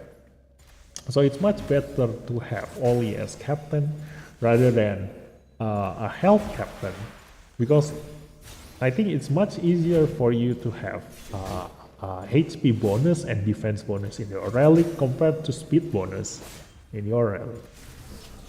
I'm pushing point war 70 point war acting at the moment. I do think they have resist. I'm using tricky fits duo and my strip or stun is not so consistent. Yeah, for some players who understand this, they do put their resist. But like I said, like not all of them have resist actually. So you can emphasize on that. You know, not all of them, not all of them. I can assure you that they don't have resist on all of them because my how to say, patokan tuh apa ya? The way I adjust this is that my intisar only have 30% resist, and if my intisar can consistently apply defense down and attack down to the enemy team, then that means that they don't have enough resist to begin with. that's how I how to say judge their resist value. So there are some players whom even when I hit them with my intisar, I can never apply that defense down to them. And that's when I say, okay, this team values resist a lot. So yeah, there goes the tank team. So my conclusion is this, like, because when you use a tank team, you move very, very slow, and you don't deal as much damage as a DPS team. That means that your battle take a longer time than usual. And the thing is that Embla keeps getting stronger slowly by slowly. Like you know, if you deal damage like per 100,000 damage you deal to her, she actually like increase her damage by a little bit. So you can actually see the accumulation of that damage increase compared to when my Gaius like straight up deal like 500,000 damage together with my Intisar, and bam, like her damage increased by a lot, but you don't get hit by all the damage in between that accumulate into a more total damage compared to just get hit straight with the high damage. Because when you get hit straight by the high damage, you can get lucky and reduce that damage while the enemy Embla is on me straight up and attack down, and also you have your defense up at that point in time, and compared to just keep getting hit by, you know, averagely higher damage again and again. So that's why using a tank team in here might work if you can survive getting one-shotted by the enemy Embla, like just now. Like you saw me at that point, like 2.5 million score, like the enemy Embla can already one-shot my tanks, you know, because I don't deal enough damage to her. So she has more chance to wait for your mistake and then emphasize on that mistake. That's the thing. That's why I don't like using tanks in this kind of fight. So there we go. This lineup is your winning team. Like I got 4 million with this. You know, this is pretty much. Oh no, let's just try without Intisar. Like you all know my Intisar is cheating. You know, my Intisar is cheating. Like she is insane. Like in this lineup, Intisar do 80% of the work here because of all her buffs and debuffs. So yeah, let's see if I ever try to do this without Intisar. I wish I have Ashley in here, even though she is a win esper. But the thing is that she can give attack up buff, which guys really need. So probably in this lineup, because I need my Gaius to get attack up. So probably someone that can give attack up buff. Let's see. Let's search. Let's search who can give attack up buff.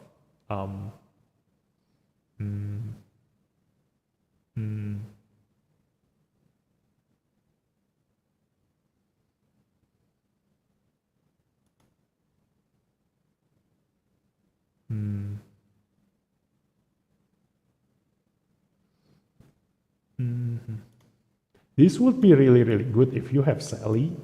Like Sally also give attack up buff, but I don't really build my Sally. Where is my Sally? So I have several options here. I can bring Sally, but the thing is that my guys will be the sole DPS in here, which is quite okay if I can survive. Thanks for the speed lead advice. Yes, farming speed is a pain. Yeah, that's why. It's much easier to increase your speed by a speed captain rather than increasing it with your substats. And also the thing is that even if you manage to get a lot of speed substats in your relics, having a speed captain doesn't hurt, doesn't necessarily hurt you, because then you can still counter the enemy speed team. You know, like just imagine if you have a very good speed rally on your Abigail, and then you have Ollie as your speed captain, you might still be able to counter the enemy speed team because you possibly can still move before them. You know, that's the point of using Ollie as a speed captain, because if you can move, that means that you have a chance to retaliate compared to letting the entire 5 enemies Esper move before you, because they can do all sorts of things to you and you cannot do anything because you haven't moved at all at the start of the battle. So the only thing that you can rely when that happens is your Mui relic, which can give you immunity and shield at the start of the battle, and that's it. That's the only thing that you can rely on if you use a HP lead compared to a speed lead. So if you have a speed lead, at least you have a fighting chance. Like you just hope your speed rally, like probably you use Ollie as captain and then you have Abigail or Gabriel or Clara. Like you can give your Clara your highest speed relic, and then she can move. She can probably move before the enemy speed team move, because you have higher speed on your Clara than their Dahlia. And then your Clara will be able to put immunity and barrier to your entire team, and that's it. Your survivability will be guaranteed. Except if the enemy bring Tricky or Nua or any Dispeller, you know. That's why Dispeller Espers are really, really strong in PvP, because they can strip all of the enemy's defenses with their skill. So yeah, this one can give attack up, and then the other attack up buffer is Sienna. I can also probably use Sienna, but the thing is that I already have the speed up on Meredith, so maybe this one is overkill. So another one is Suhua. I can also use Suhua. Suhua is also quite okay. Like she can give attack up, defense up, which is alright. Invincibility recovery, which is also okay. So yeah, there are many options, but let's just try with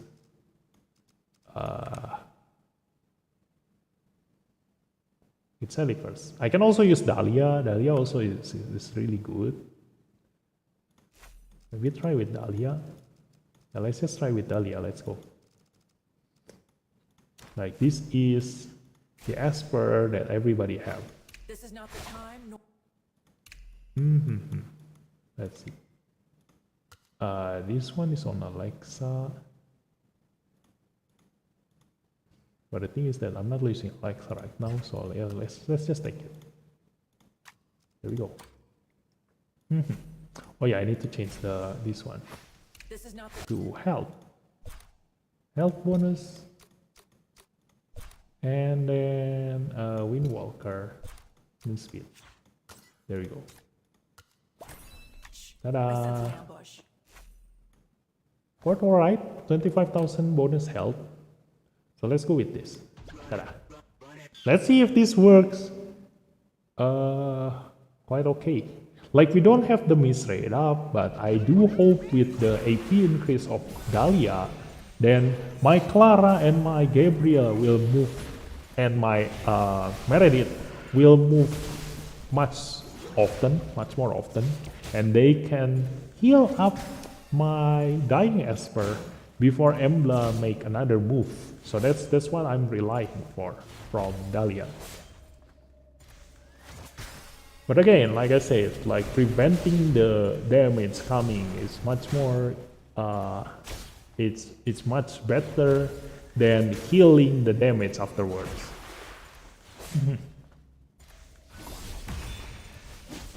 So yeah.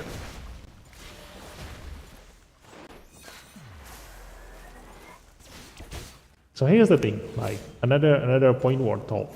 So yeah, when you think about speed team, don't just put all the speed and paper Esper in the entire lineup, like all 5 of your Espers are paper. And if you make a tank team, don't put all of your 5 Espers without any damage and they are all tank, including Everett. Like I don't really consider Everett as a damage dealer. Because his damage is not comparable to someone like a proper DPS.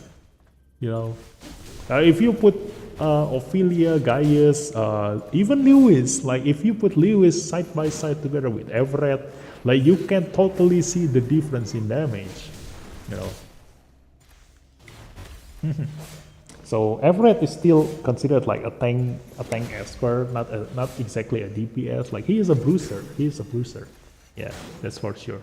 So yeah, in your lineup, like I said, like if I have a lineup like this, Jinyu Yao, Sally, Ollie, Abigail, and Gaius, it is much more scary than hitting a Cecilia, Jinyu Yao, Sally, Everett, and Abigail. Like what the hell are you gonna do to me with only your Everett as your DPS? You know. So mix and match, you know. Mix and match. To get your creativity up. So basically, usually what I do when I'm building a team is that I will always consider this thing. One is always the healer. The main healer is the most important because they will be the one that keep your team alive. Without a healer, then the enemy can just keep hitting you slowly and you will die slowly and painful death, you know. So with a healer, then you can survive, definitely. And then after that, a defensive support. A defensive support Esper is someone like Abigail. Abigail is the best one in terms of defensive support because she is not considered a healer. She cannot heal, you know. She cannot heal. So if you have Abigail as your lineup and the rest of your lineup doesn't have a healer, like even though she gives a lot of shield, the enemy can just kill you slowly, you know. The enemy can just kill you slowly. So Abigail, Gabriel, and then even someone like Sally and Meredith, like I do consider them as a defensive support because their heal doesn't necessarily heal by a lot. Like you see there, my Meredith heal less than my Clara, but they do help in preventing my allies from dying. You know, so you can also consider them as a secondary healer. You know. Someone like Jinyu Yao also is a secondary, like a defensive support, you know. So a healer, defensive support, and then afterwards, what you need to think about is the main damage dealer. The main damage dealer is your bread and butter. He will be the one who deal the most damage to your enemy, and your main damage dealer need to have something in mind, you know. Like, does he need the assistance of his allies to survive? That will also make the decision for you on whom to bring as your defensive support. Like for my case, in my case, when I'm attacking someone else in the point war defense, I use my Intisar. And because I know my Intisar weakness is getting hit back by the enemy Avatara, so I use Alexa as my defensive support to fully support my Intisar so as to not die.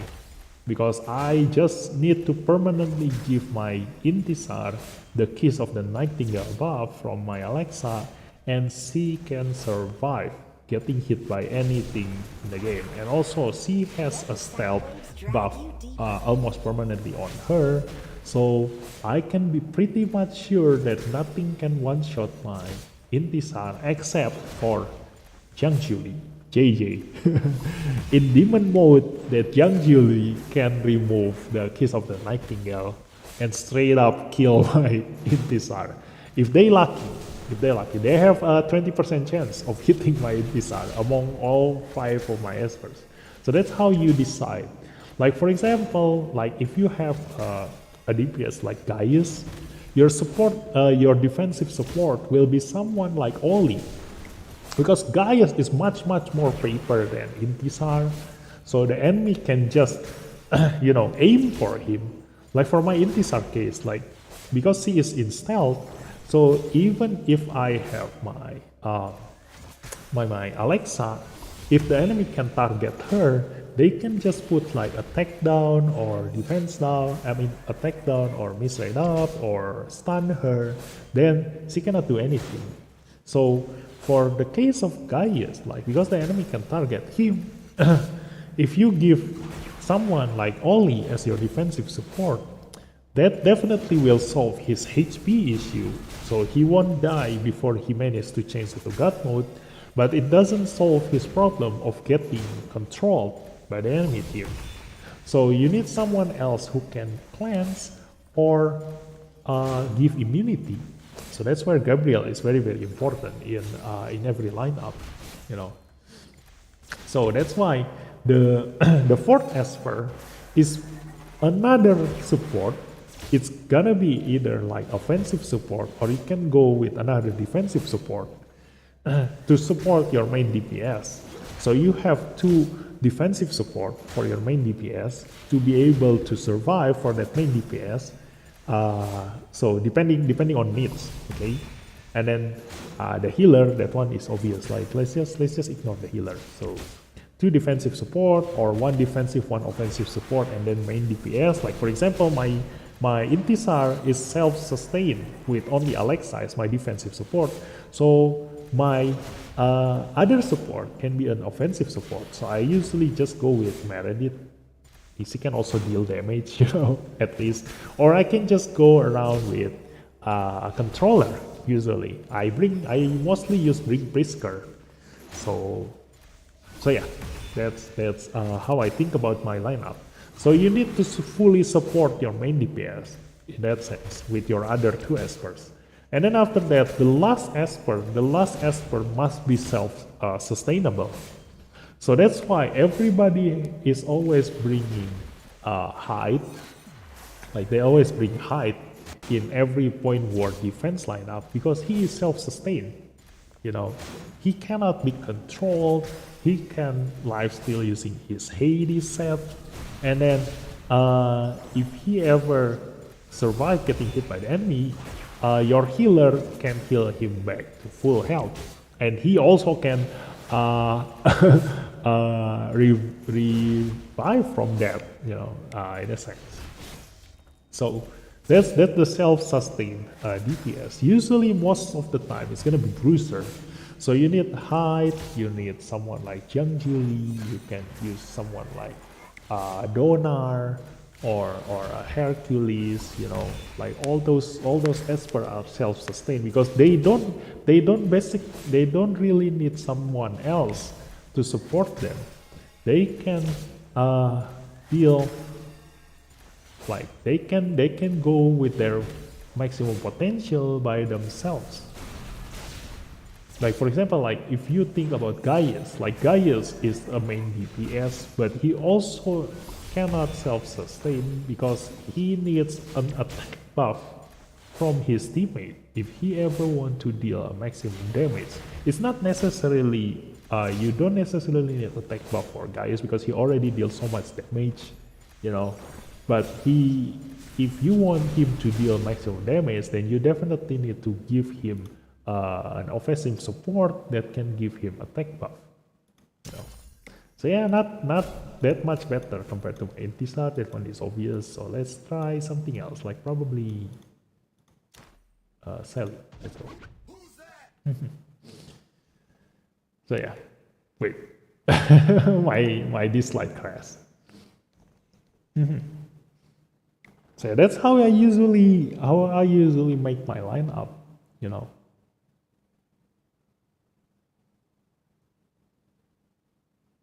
So the thing that everybody keep missing in that point war defense, and the one that I keep emphasizing on killing them, you know, I only ever hit people with the same lineup in point war. Like let's see, if I go to the point war, ooh, I have 15 tickets there.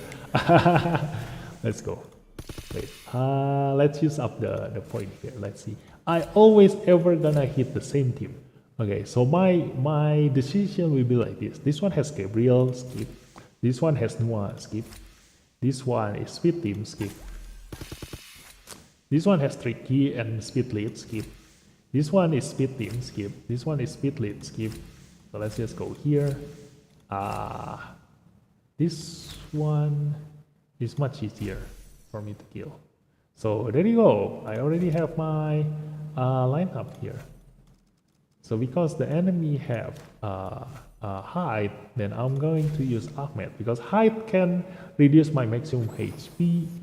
So I mostly use Ahmed in order to counter the HP reduction from the height. So there we go. So Pritzker is quite alright here, because the only one that can cleanse my stun is Clara, and she has a 5 turns cooldown for that. And so yeah, let's just go with this. So that's basically my decision, because you look at this. If you listen to my explanation just now, the thing that this team lacks the most is the main DPS. So because they don't have the main DPS, I can pretty much be assured that my survival will be guaranteed, because they don't have anything threat-worthy against my survivability, you know. You see? Like, they need to wait until 0 heal, until they can at least deal damage to me. So I can be safe, relatively be safe at the early stage of the fight, and I can deal that much damage with my Intisar, you know. And this is why you need a main DPS in your lineup, you know, to deal that much damage from the start of the battle. And my Odette here is the self-sustain, because she has invincibility and health regen, and also immunity by herself every time she uses her third skill. So she can just do that, you know. And she will be self-sustained. While she is in this state, she will never die, you know. So that's basically how I built my team, you know. So now, because Ahmed, have you used? No, you haven't used your third skill yet. So let's just kill the Clara.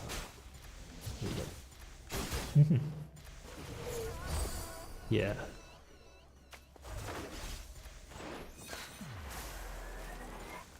So there we go. So this support is dedicated just for my Intisar. That's how my decision. And because he doesn't need anyone else, because he is in stealth, then my other Esper can be a controller. That's why I bring Pritzker. Pritzker do help a lot, because like I said, like preventing the damage from ever coming to you is much more important than healing the damage afterwards. So if I can stun the enemy team, they will deal 0 damage to me. It's much better than healing or giving a takedown or giving me straight up, you know, to the enemy, because stunning them straight up, just reducing their damage to 0.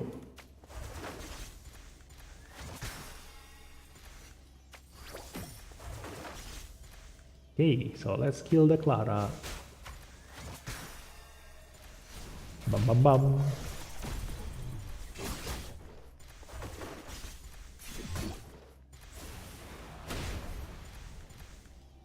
And now the Ahmed.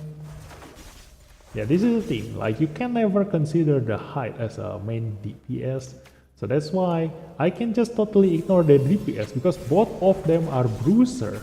They don't pose any threat to me because they cannot deal damage to me and kill any of my tank experts.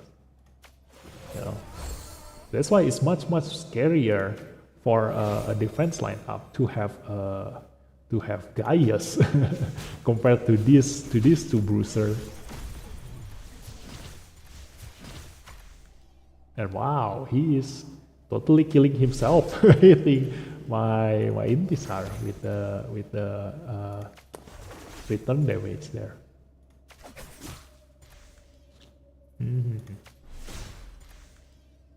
Okay, so I can just do this. Not that problem. Why you sound so echo? Because my room is an empty room. Like basically my room is an echo room. The room I'm currently playing at, you know. So they are all speed lead. You know, I don't want to hit a speed team because I definitely gonna lose in terms of speed. I don't have a really good speed relic. The only thing I have a speed relic on is only my Gabriel. So if I ever hit this team, like this one probably is possible. You know, I'm definitely gonna need this if I ever want to hit this team. So let's try.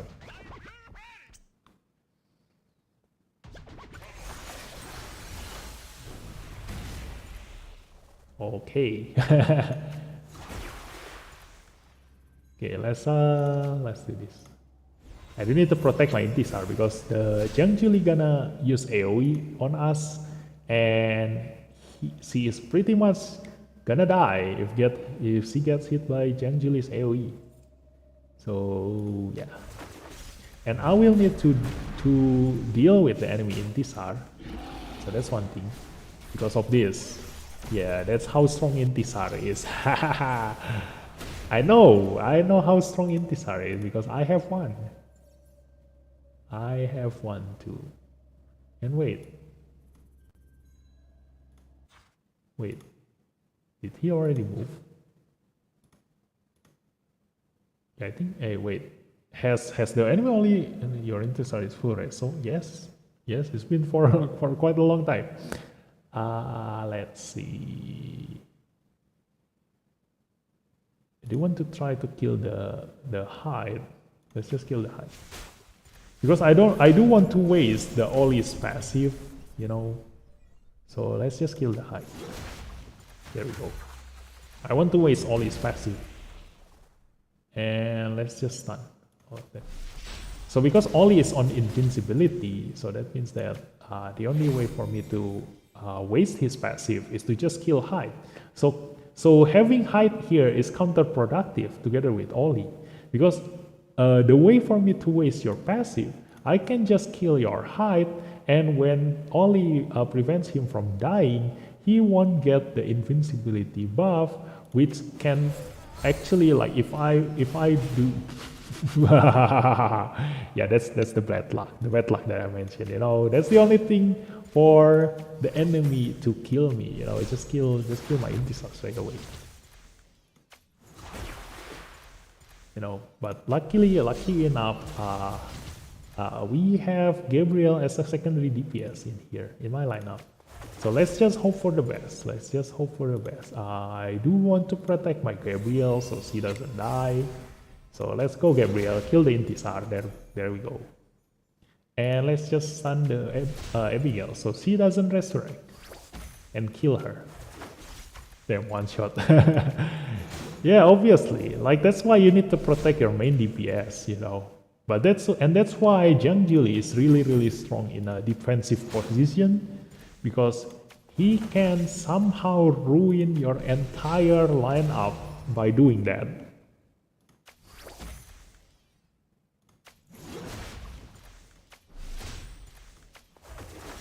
Yep, double kill. Yeah, that's how strong Gab is, you know. Gabriel can be also considered a secondary DPS, you know. That's why, like, C is a defensive support, like the best one at that, and also a secondary DPS because she can also deal damage by increasing her speed. You actually increasing her damage. Yeah, so Gabriel really is. Yeah, look at this. This is scary. This one is scary. The reason is because here they are tank. Abigail, Jin Yoyao, and Sally, definitely not easy Esper to kill. They're gonna take a long time for you to kill.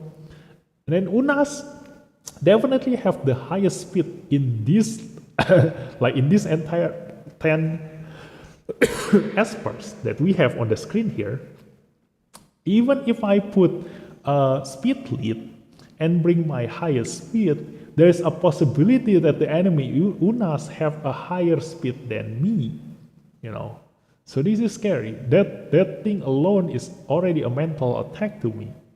And then afterward, the Gaius, if I cannot stop the Gaius before he make his move, he will change it to God mode and definitely, 2 of my 5 Espers gonna die straight away. But if I aim for the Gaius, if I manage to kill him, even if I manage to kill him, the Abigail will resurrect the Gaius again, and the moment she resurrects the Gaius, he will move. And that's how scary the combo of Abigail and Gaius is in a defensive position, because even without you controlling them, if Gaius die, Abigail resurrect him, he will straight up gain a turn, and he will go into God mode and then kill you straight away. That's how scary Abigail and Gaius in this situation. And then if you want to kill the Abigail, the Jin Yoyao and the Sally will prevent you from doing that. So yeah, this is much scarier than this thing. You know, this thing, I can just roll my face. I can just roll my face against this team, you know, because you see, their main damage dealer is Jiang Li, but as long as I don't kill him into demon mode, then he is like manageable, you know, he is still manageable. So I can just wait until the immunity is gone, because Clara have a long cooldown on her 3rd skill, unlike Gabriel. So I can just wait, and then my Pritzker will use his stun after everybody on their entire lineup use up their 2 turns. So I can just keep hitting the Cecilia, and hopefully I will survive. Like that. So we still need to wait for 1 more turn, but at this point I don't want to use my 3rd skill first, so I'll just use the 2nd skill to help me survive getting hit by the Everett and the Jiang Li too. So let's just buy time. Let's just buy time until they use up all of their immunity. Let's go. And I just noticed that the Cecilia have a cryo relic, the Snow Dweger. So let's just hit something else. Let's hit the Clara. I don't want, before my big reveal, I don't want my Esper to get you know, frozen. So let's hit the Cecilia again. Like, even though like there are like certain decisions that usually you might want to take, mostly because despite Cecilia being like the most important target to kill, because if you don't kill her and you kill someone else, then when you actually kill the Cecilia, she will resurrect the other Esper. But if the other Esper is so troublesome that if you kept them alive, they will just mess up your entire lineup, you better off just kill that Esper first. Like, for example, if the Clara here is like having you a lot of trouble in killing the Cecilia, it's better to just kill the Clara first and then the Cecilia later, and then Clara will resurrect and then kill her again. Most of the time, the scenario will fall down to height. We can't stun Gaius here. It's a R6 Sally. Oh yeah, that too. That's also problematic. Well, why there is no super chat button? Because I don't have the super chat. I don't have super chat.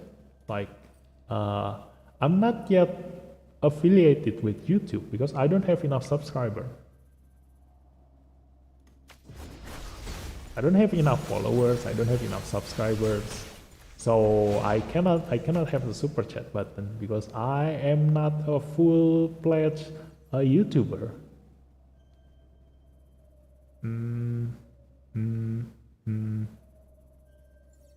Yeah, let's do this first. Then I'm gonna reduce the cooldown of everyone. And then now it's time. You see, like my aim for the Pritzker is to stun the enemy Jiang Juli. So I'll just stun while after he make 2 turns, and that's it. The enemy is in deep shit right now because I can just do everything to them without them being able to do anything to me. And let's just stun the healer because the healer is the most problematic. Hello, hi, welcome to the stream, Super Zanat. Maybe you need some tractor or else in futures. What tractor? What?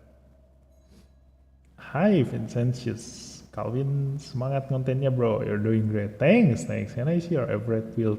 Okay, after this, I'll show you my average. It's not even built yet, you know, like my average is still level 50. It's not even built yet.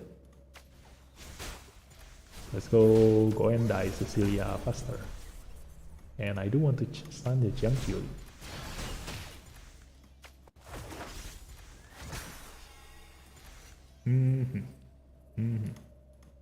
Give to Everett. No, fail. And stun them again. Yeah, that's the thing. The moment Clara gets stunned, she can no longer use her 3rd skill because it will keep getting the cooldown up with the Pritzker 3rd skill. And that's why Clara is not a really good cleanser if you are fighting against Pritzker.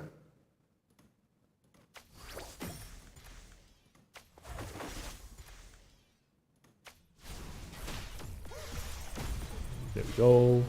Blam. And that's nice because I failed to kill the Jiang Juli, so I can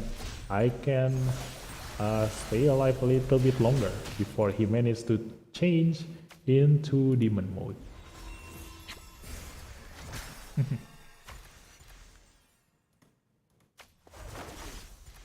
Her quest really helped me on picking my enemy. I usually skip Cecilia builds like this, although I don't have R6 in this. Nice lady, I thought it was Alfred. Oh, okay. Yeah, this is Odette. This is Odette. The one Esper that nobody ever used. But really, she is the very definition of strong. So this one will die by my Intisar AoE. So I'm just gonna stun the Abigail here. Oh, he died. I didn't realize that Jiang Juli passive is already on cooldown. Yeah, let's do this. Kablam. And let's just remove the freeze. And let's just stun them. So yeah, that's basically your decision on how to choose your enemy. You know, as long as they don't have a main DPS, in their lineup, you can use a defensive support to keep your DPS alive, and basically you are more of a threat with your DPS compared to their bruiser. You know, because if their entire lineup only consists of bruiser, you don't need to worry about dying if you have self-sufficient defensive support. And my favorite defensive support, there are 3, you know. Abigail being the first one because she can revive. Like there are only 3 Espers in the game that can revive a fallen allies, you know. So her having that one together with AP up, like 100% AP up, and then attack up, defense up, shield, and then life steal. Oh my god, she brings a lot. And then the second one is Alexa. and then Sally. No, Sally first, and then Alexa. Yeah, in terms of their value. So because I don't have Abigail, so I'm using Alexa. So yeah, here is my where is it? This is my Odette's field. She is using Elliot's relic, even though I don't have Elliot right now. Ta-da! Or it's much better to just show you in the PvP relic. Let's go. Oh, wait, I need to grind. I'm missing my purpose here. Let's finish my grind first. Otherwise, at this point, we will never finish my dailies. What is it? Shop. Yeah, I need to buy this one. The stamina. I still haven't used up my stamina. Come on. I talk too much. I still have my holo battle here. Oh my god. I haven't do anything yet, and we already wasted like 2 hours plus in here. Damn. I need to speed up my my dailies here. Here you go, my Odette. Stop dawdling. Traktir, Saweria are platform that we can donate to you. Oh, you can actually donate to me. You know, if you look at the top left corner there on my title, Vivek of Vivid, it's a QR code. You can already donate to me by using that. I'm using what is that name? Profit Social Buzz. I'm using Social Buzz. If you want to donate. Having a nice cold drink Although I don't know if my alert Social Buzz alert is on. Yeah, it's on. I haven't tested it. You know, like nobody ever donate to me. So sad. Like nobody ever donate to me. Having a nice cold drink after snow. I skill up my Clara thanks to that Abilimon's bug. What Abilimon bug? I don't even know there's an Abilimon bug. Now I'm working on to skill up Abigail. Nice. So yeah, that's enough of Odette leak.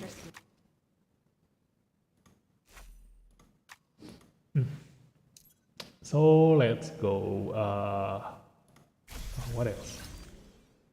Everett on Snowdowager or Hades set? Huh? I don't build my Everett yet. I told you I haven't built my Everett yet. I don't use my Everett. Wait.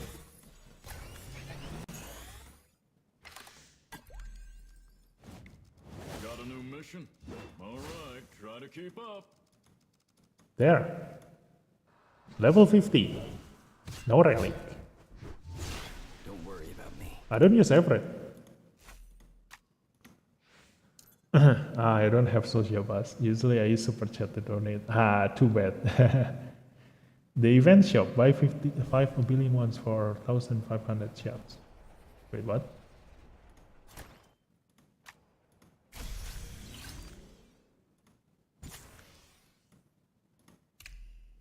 This one? Oh, this is 5? I didn't even notice that. Oh, this is 5. I already buy this. Yeah, I didn't even notice that. I thought it's only 1. So I just bought this not knowing there are 5 of them.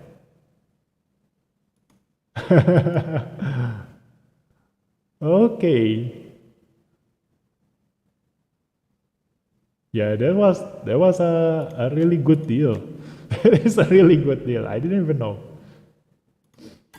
Because I'm hoarding my Abilimon, you know. Like I don't use my Abilimon if I don't need them. You see, I have 19 of them. It was supposed to be 1,500 for one Abilimons, but it was a factor. Forget to claim them. It was 1 at first. They changed it. Just opened my inventory and there was like 5. What the fuck? Yeah, that was a really good deal. Like I remember I saw the notification for that. Like they put the wrong value in that and people already claim for it, and so they're gonna leave it there to make it fair for everyone. So yeah, this is just a one-time deal. The thing is that the thing that I want them to fix is this one. This one. the donor ripple. The donor ripple here, they mentioned that they put him at too high of a price, I think. So they refund the currency that you used to buy donor. Like I got the refund currency, but then donor price is still the same at 1,000. Like is this supposed to be like that, or is it supposed to get reduced like the price? Like they mentioned, they put donor for too expensive. Very fixed. It's like 300 in my shop. Huh? Donor? Donor only 300, but this is 1,000 on mine. Wait, what?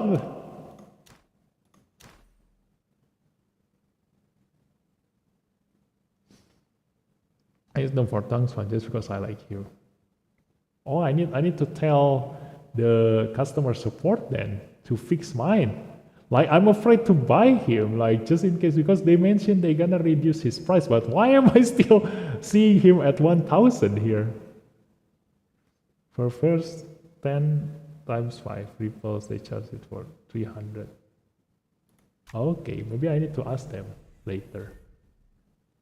First 10 purchase. I never buy them. I refunded it if you bought them. Okay, maybe I'll just ask the customer support later. So let's see my event. Yeah, I still haven't do my daily one. Let's see. And also I still have 12 of this point war, but I can do the point war for tomorrow.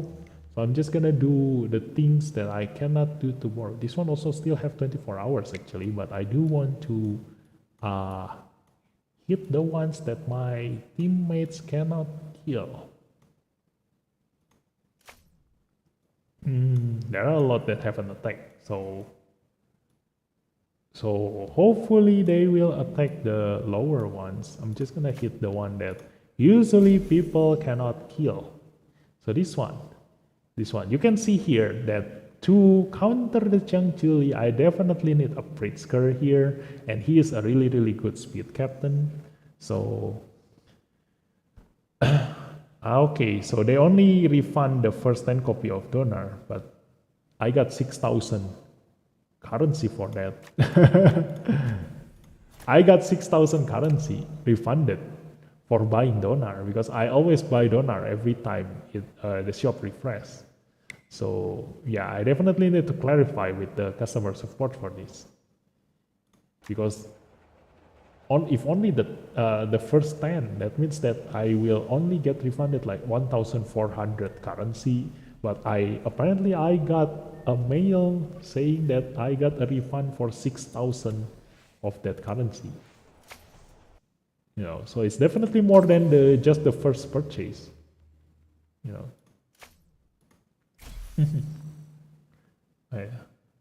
Height is as no.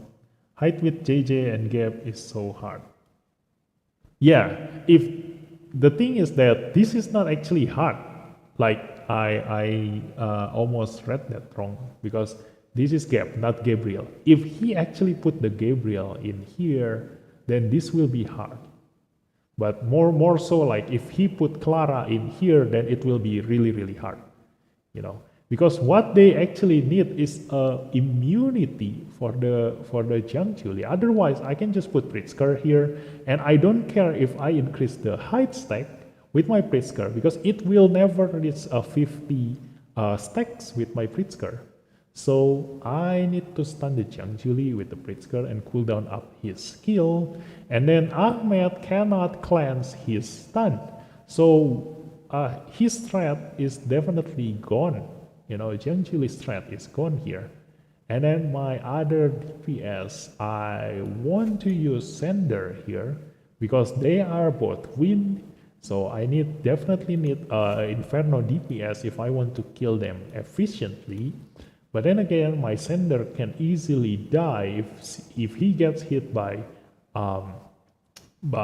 Heights Avatara. So I need Alexa there to protect him. And then in this lineup, this one is quite hard.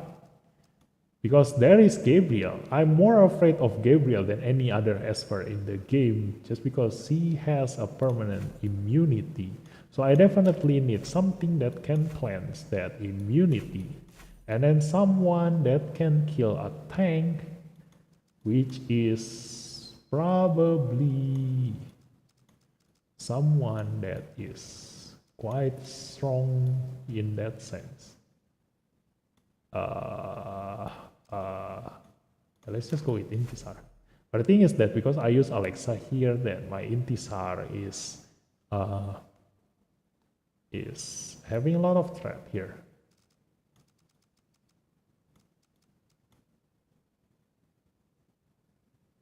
They refunded 5k. Yeah, they refunded 5k. First 10 purchases, so first. Oh, okay, first 10 purchases is 50 ripples. Okay, I thought it's 10 ripples. Okay. I think we should have gotten 7k points instead because it's first 10 of 5 ripples. I also only got 6k. Okay. That makes more sense, yeah. So here's the thing. I will probably just gonna use Gaius here for the dispel. And then I need something that can protect this Gaius, which is and can also kill tank, which is I have someone in mind, Meredith. Yeah, Meredith can kill tank because she deals percentage HP damage, so she is really strong against Everett. And then I might use. Oh yeah, I need to return the relic back to Clara. Let's go from Ahmed. Where's Clara? Here we go. Okay, so here we don't have actually a captain for this.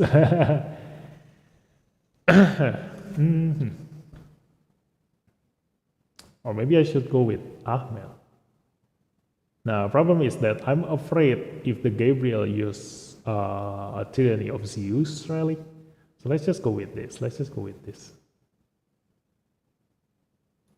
I do have relic, right?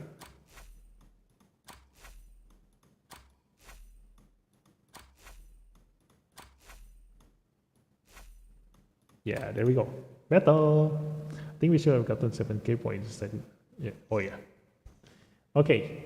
Let's go. So that's basically how you counter the enemy lineup. So give this to sender, protect him from any threat, and look, they don't have any like Mui. So cooldown up, that's nice. We can just straight up kill this guy, and one threat is gone. Problem. And then we can just give me straight up to that guy. Let's stun him if we want. And now if I try to kill the hide, he will heal the hide and give stack to him. So I definitely want to kill the Ahmed first. Even though with him die, it will give 10 stacks to hide. It's much better than healing him 15 times.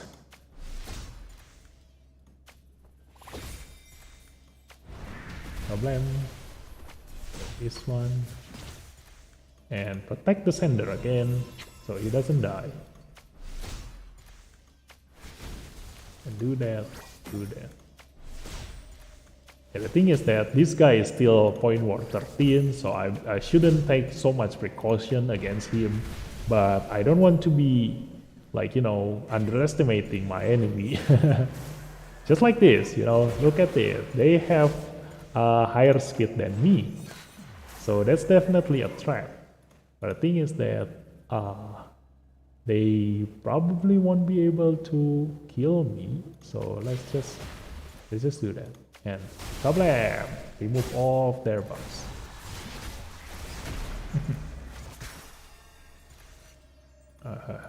So let's kill. Yeah, I cannot really choose on which one to kill if I use Gaius here. So the only thing I can do is just do my best. This is bad. So I don't really want to use my God mode yet for now, because I'm on mid straight up. So yeah, so let's just remove Gabriel's immunity if I can, and heal up. Hopefully my Gaius can survive. Don't kill him, Everett, please. Okay, heal up.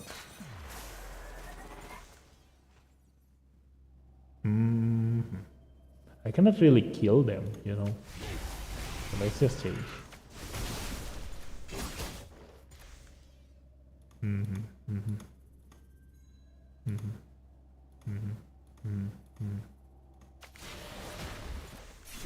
I think their Clara is the weakest among all these three. Let's just kill the Clara first. Ah, this one. Keep giving to Gaius so he doesn't die.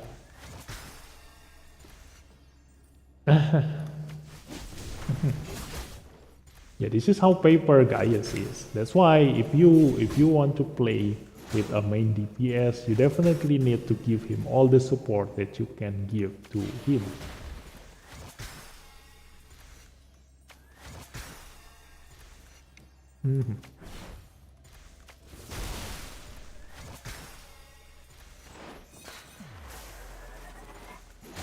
Oh no, we're gonna die. Yeah, I'm so afraid if the Everett managed to use like his third skill on my Gaius, that can actually one-shot my Gaius. Like that. You know, luckily I managed to put the critical resist on time. Let's go, Kablam. Still not enough to kill them.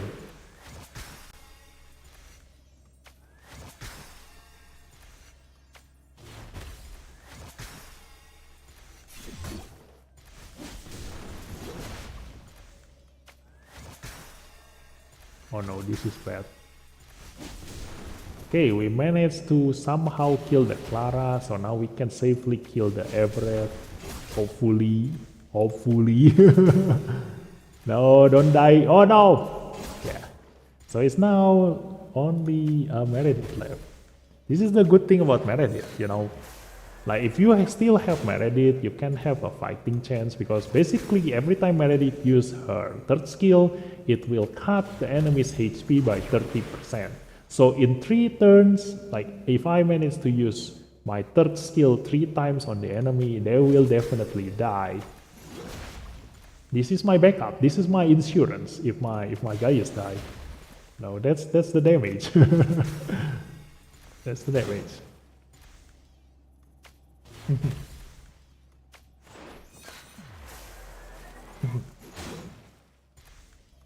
Blam. There we go. Okay, so next guy, this one. Still have a yellow thing. Oh no, I cannot kill this one. Okay, skip. Yeah, I'm not good against speed team, you know. So let's just skip that. Even though he has a low point war, like low tier in point war rank, but like I said, I don't want to underestimate my enemy. You know, I'm looking at their Esper, not their relic, because I cannot guess their relic, but I can already guess the Esper skill and their combination just looking at their Esper. And looking at this, even though they have Jin Yu Yao, my aim against the enemy Jiang Juli is to increase his cooldown of his passive. So if I can manage to get the stun in and increase his cooldown, that's it. My Pritzker job is done there. And there is no immunity in their team, in their lineup, so nothing can block my cooldown up there. So here again, I don't think I want to use Gaius again. Like Gaius is really bad in there. So I do want to use Ife.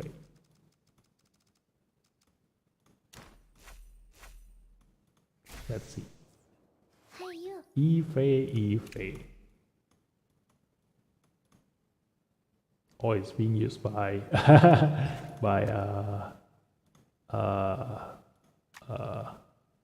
what's his name again? Liao, yes. It's being used by Liao. So let's use Tricky. There you go.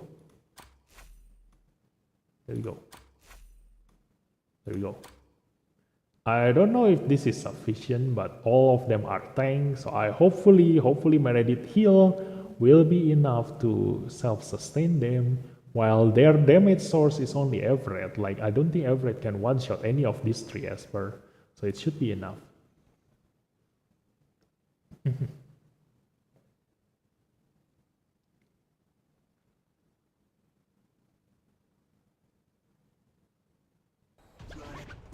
Okay, give protection to Intisar, and then stun.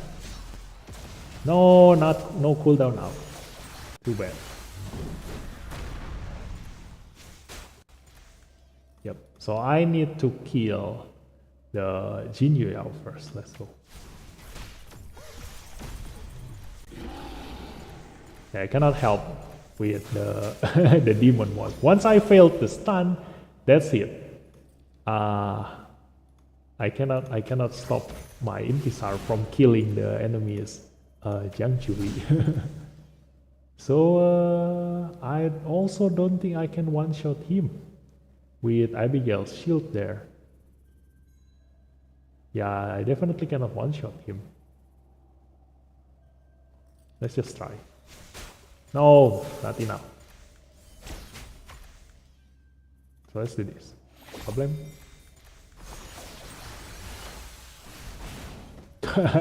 Full health, oh my god. This is bad, this is bad. Yeah, this is bad. Problem? Oh no, I should have hit the Jiang Juli.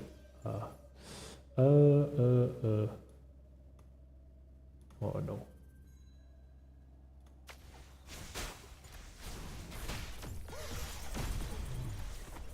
Okay, hit the Jiang Juli now. Okay, failed to give me straight up, so. Okay, so let's kill the Abigail there. Okay, so it's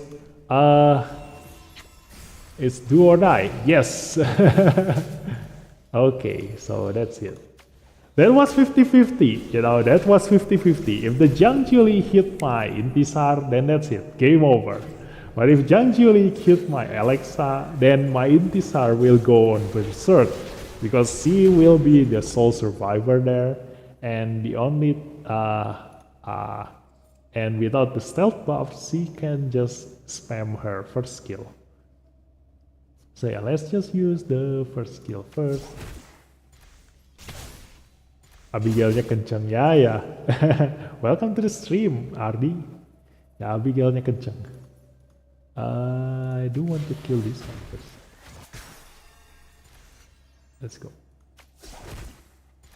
It's too bad that my Tricky got taunted, you know. So yeah, and me straight up. Let's heal him. Luckily he is quite tanky. So now without any immunity, let's rumble. I should have saved that for when they have immunity again, but it should be fine. Should be fine. Let's stun this one and heal him back up.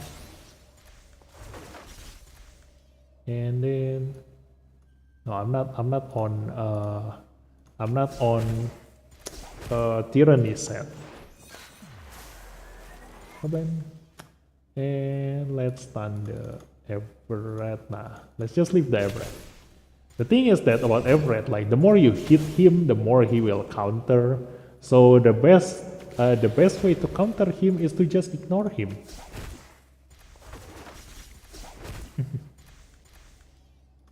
And let's hit the Clara again. I do want to stun her, but we keep on failing on doing that. So let's just remove his shield. Again, poison. Yeah, heal back up. I don't mind, you know, because the more you heal, the more I can stack up my poison, the more I can see nice number from my poison. Let's go. Poison again, Kablam. Like you can see how much uh, uh, like how many times I can stack my poison, and she is not even resonance 6 yet. With the resonance 6, she will be able to keep on moving because the resonance 6 basically give her another bonus turn when she uses her first skill, and that will basically reduce her all of her other skill cooldown, and she can just keep on spamming her third skill, which is insane. So the moment I get her on resonance 6, do wait for that showcase video on Ife. Really strong. And let's go for the last one. Oh my god, this is speed. This is speed. But 0.411, I can probably try, but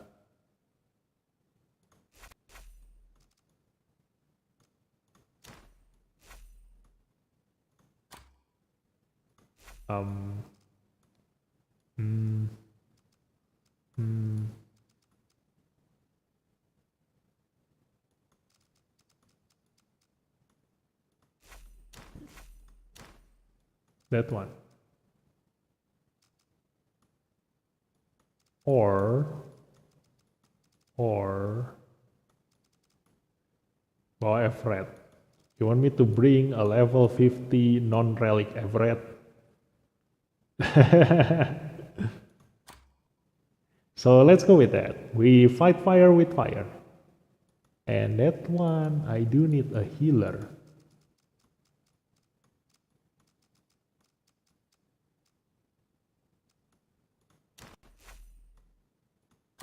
Oh, wait.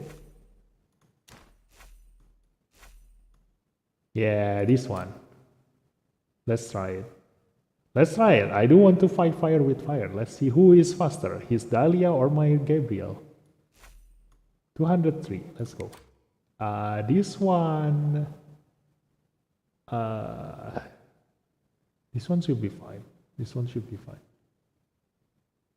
I probably don't want Ife then. Who can?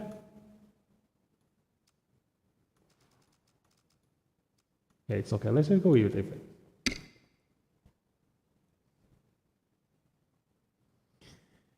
Where is it? Where is it? Ha ha ha! Yeah, point ward 11 as expected. There we go. Okay, so Ollie is frozen. That is good.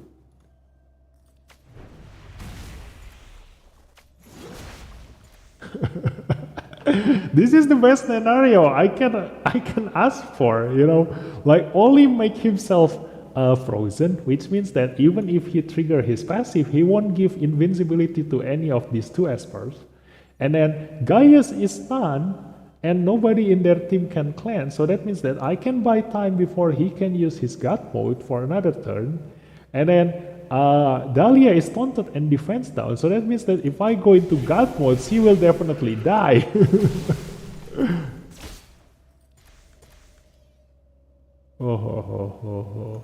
Yeah, let's just kill that. Okay. So yeah, but this is point ward 11, so I shouldn't be too happy into winning this, you know, because this is expected, you know. This is supposed to be expected. I should be ashamed if I'm point ward 16 lose to point ward 11. So let's go. I do want to stun the Tanks one. Let's go. Stun the Tanks one. Stun. There we go. As long as I stun the Tanks one and the Pritzker, they cannot do anything to me. Stun. The hell. Yeah, let's just kill. And he won't be able to kill me. We are all tanked here. Poison. And they have no cleanser. So let's just party with the poison.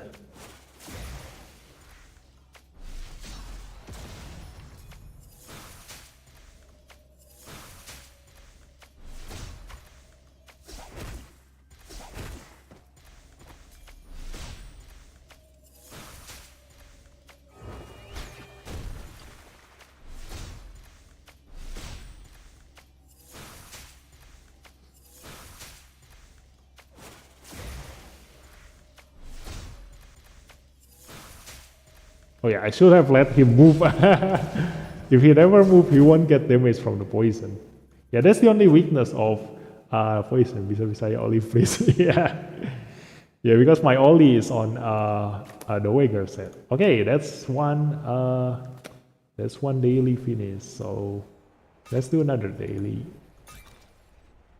We already do the Emblood trial here, so that's good. The mission. Oh yeah, I need to use Helper Esper. I need to use Helper Esper. Let's see. News broadcasts for you. Hello guys, I'm Fushi. Let's use Sonic Wave. And let's take this off. And oh no, I cannot use Helper Esper in here. Oh man, no choice. But I need to. Yeah, I cannot go to Ritual Miracle while the multi-battle is going. So let's just borrow Helper Esper in Furnace. There we go. Just borrow someone's Gaius. I don't know. This one.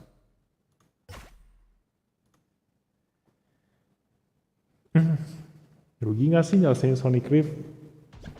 No, because currently we have a quest for that. We currently have a quest for that. So in any other situation is a waste right now, because currently you can already buy Experiment from the shop if you do your Ritual Miracle. But in this case right now, we have a quest for Parmy. So Parmy quest requires you to go to the Sonic Rift, so you do want to go there.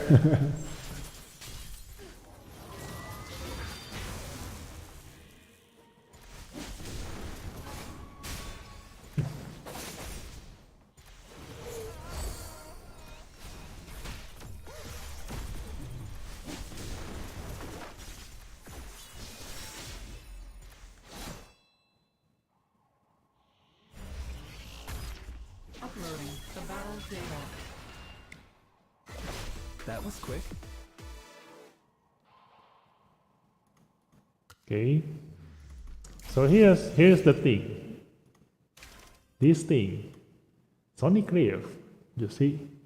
So it's currently not a waste to go to Sonic Rift because you can get your Parmy, and I only need one more duplicate of Parmy in order to get her at full resonance. Kayaknya sampai aku nyelesain 50 Sonic Rift cuma dapat 100. Memang, makanya beresin dulu yang lain.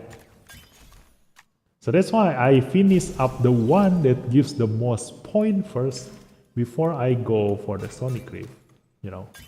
So whenever I go here, I always calculate using my calculator here. So like you say here, like Ritual Miracle during the event gives me 350, and it requires me to finish 50 Ritual Miracles. So for each Ritual Miracle that I go, I will get 7 currency from there. And Sonic Rift, I get 100 divided by 30 there. That means I will get 3 points. So right now, Ritual Miracle gives me more currency. That's why I'm going there first. But previously, the ones that here, what is it? The Sonic Miracle here. The Sonic Miracle here gave me 250 just now, and I need to finish like I think 20 or 30, like let's say 20.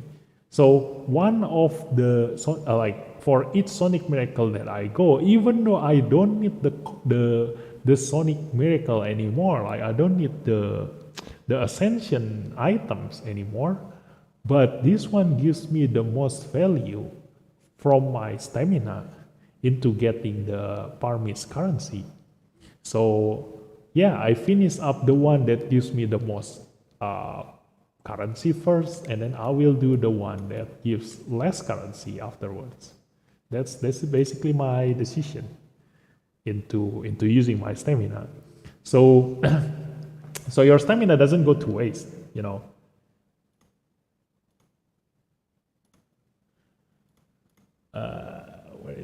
Okay. Okay, so let's go again. Wait. Have I finished every single dailies? Yeah, this one is finished. And then mission. What is this? Diary. Personal story army. Okay, nice. Okay, so let's go to the point where my dailies. I haven't even touched the infinite tower. I guess we probably won't be able to finish infinite tower tonight. So let's just do this. Okay, I do want to. Yeah, I'm lazy to change relic. Let's just bring Clara. And this lineup is my favorite. You know, because even though they have Jin Yuyao, I will still bring Pritzker. Like I said, my aim is for the cooldown up, not the stun, because I don't really need to stun the enemy because none of the Everett and Hyde can kill my Intisar, while my Intisar is on Alexa's buff. So yeah, I can just kill them, knowing that my main DPS is safe like that. None of them can kill my main DPS, and my Odette is self-sustained. Like she cannot be easily killed. Like, she is tanky.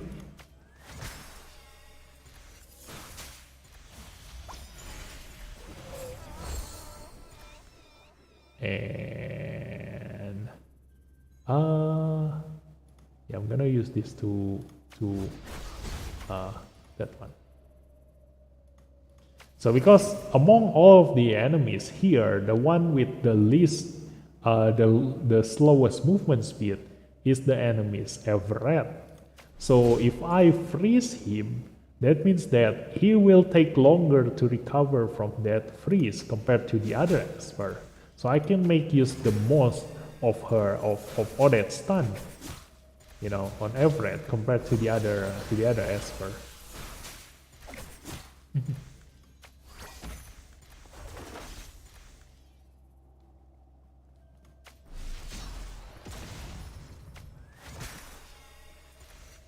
Okay, keep protecting Intisar.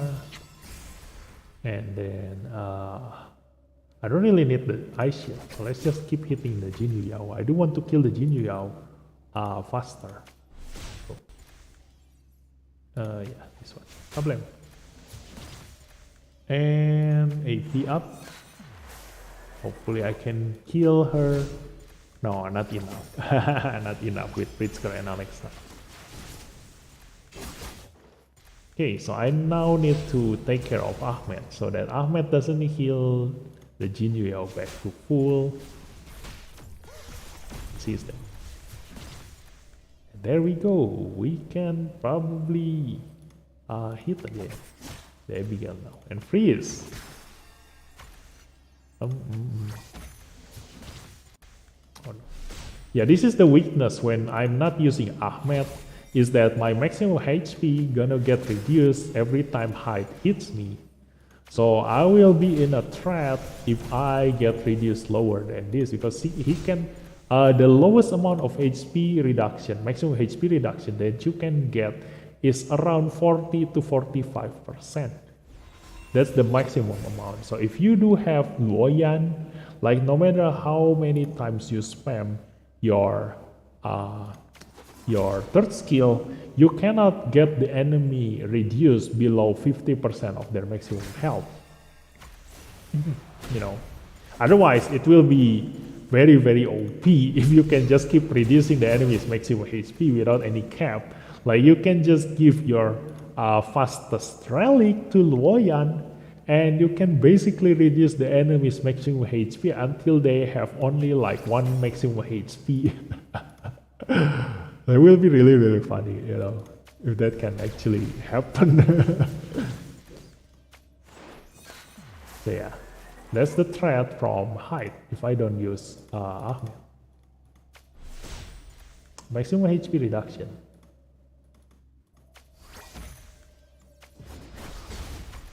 Oh, 42,000 damage. And he died by himself.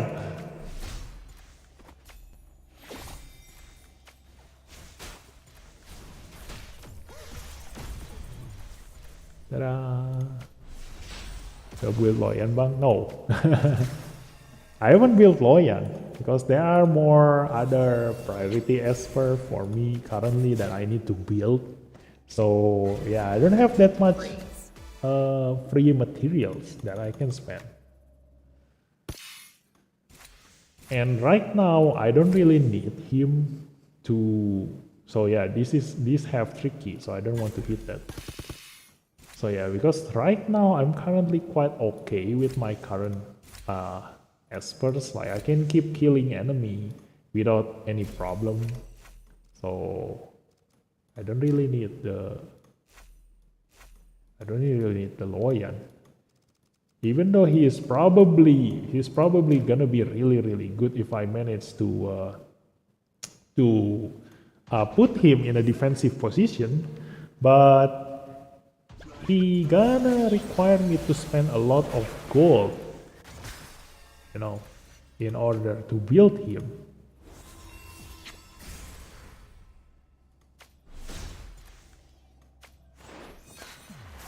So I need that gold for something else first. And yeah, I don't manage to hit all the important ones because I do want to kill the Gabriel and stun the Chang Juli, but those are the two with the immunity. So let's just kill the Abigail.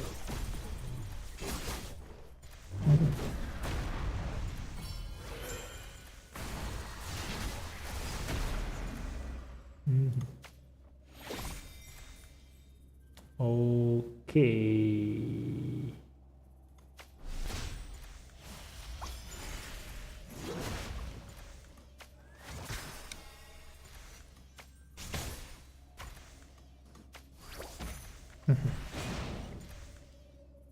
Okay, one more immunity, then I can start using my Pritzker.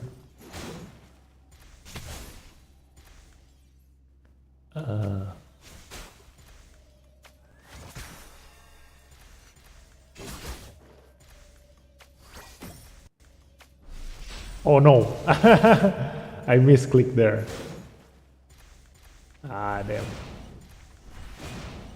Oh no, this is bad. This is why Alexa is really strong in this situation. Like she can heal that back to full. Yeah.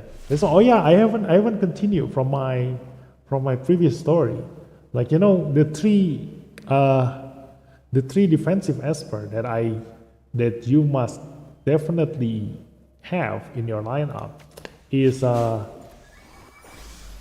Abigail, and then Sally, and then Alexa. The reason is because at 0 heal, those are the only 3 espers that can still heal their teammates. You know, one way or another. Abigail can resurrect allies no matter how far you are, like how long the battle goes on. Even when you cannot heal your allies anymore, you can keep resurrecting them and giving them shield. That's why Abigail is some kind of a cheat, you know, like the moment you get your hands on Abigail, like she will stop you from using your brain anymore, because no matter how many mistakes you do while fighting, she can undo your mistake by resurrecting your allies, you know.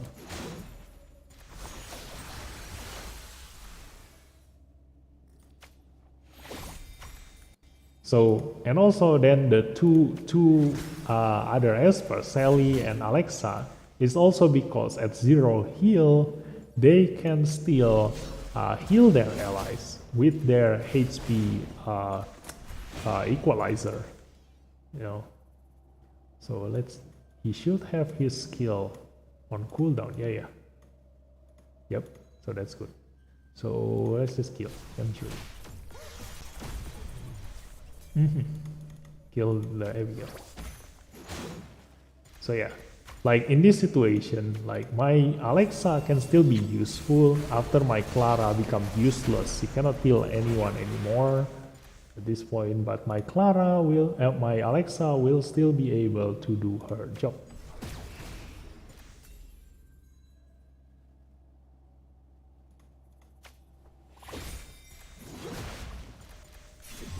Oh no, this is bad. This is bad. If I cannot kill the enemy in time, then I will be in deep trouble. Yeah, like this one. So here we go. All or nothing. Let's go. Yeah, I'm dead. I'm dead. Damn.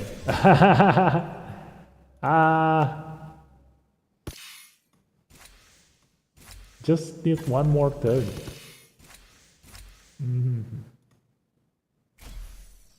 This is why Gabriel, I always avoid Gabriel, because Gabriel wastes so much time because of her defense up and immunity. I cannot kill the enemy straight away before their average deals significant damage to my tank. Yeah, that's the thing. That's the thing that you want. Usually when you have average lineup, what you want to do is to buy time until your average has enough damage until they can kill the enemy tank. That's the main purpose. And the best one to do that job is Gabriel and Tricky. Like this lineup here is the best on buying time, actually, because of the Gabriel and Tricky. Because when Tricky hits you with his third skill, he inflicts you with misread up, and that will reduce your damage by a lot, especially when everybody is taking critical damage. With misread up, your critical damage become totally useless.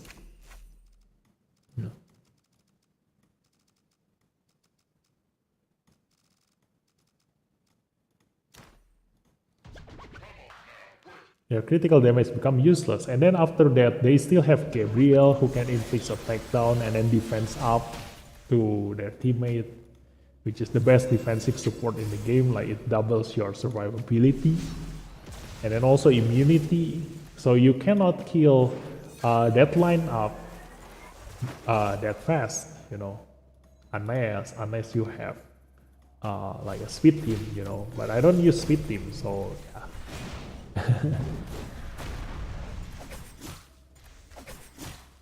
Oh no, that is bad. We straight up kill the Jiang Chili. Hopefully he doesn't hit my Intisar. Like this gonna turn out really bad if he straight up kill my Intisar. So yeah, let's see. Okay, bye bye.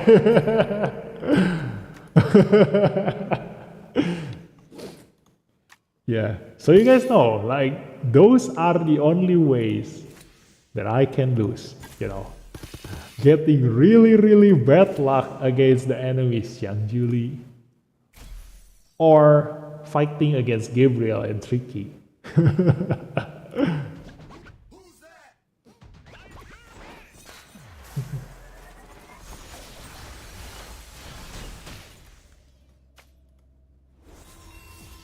Lawan Noah pakai tank susah bang. Intisar adios. Yeah, Noah is a cheat. Like you can win against anything if you have Noah.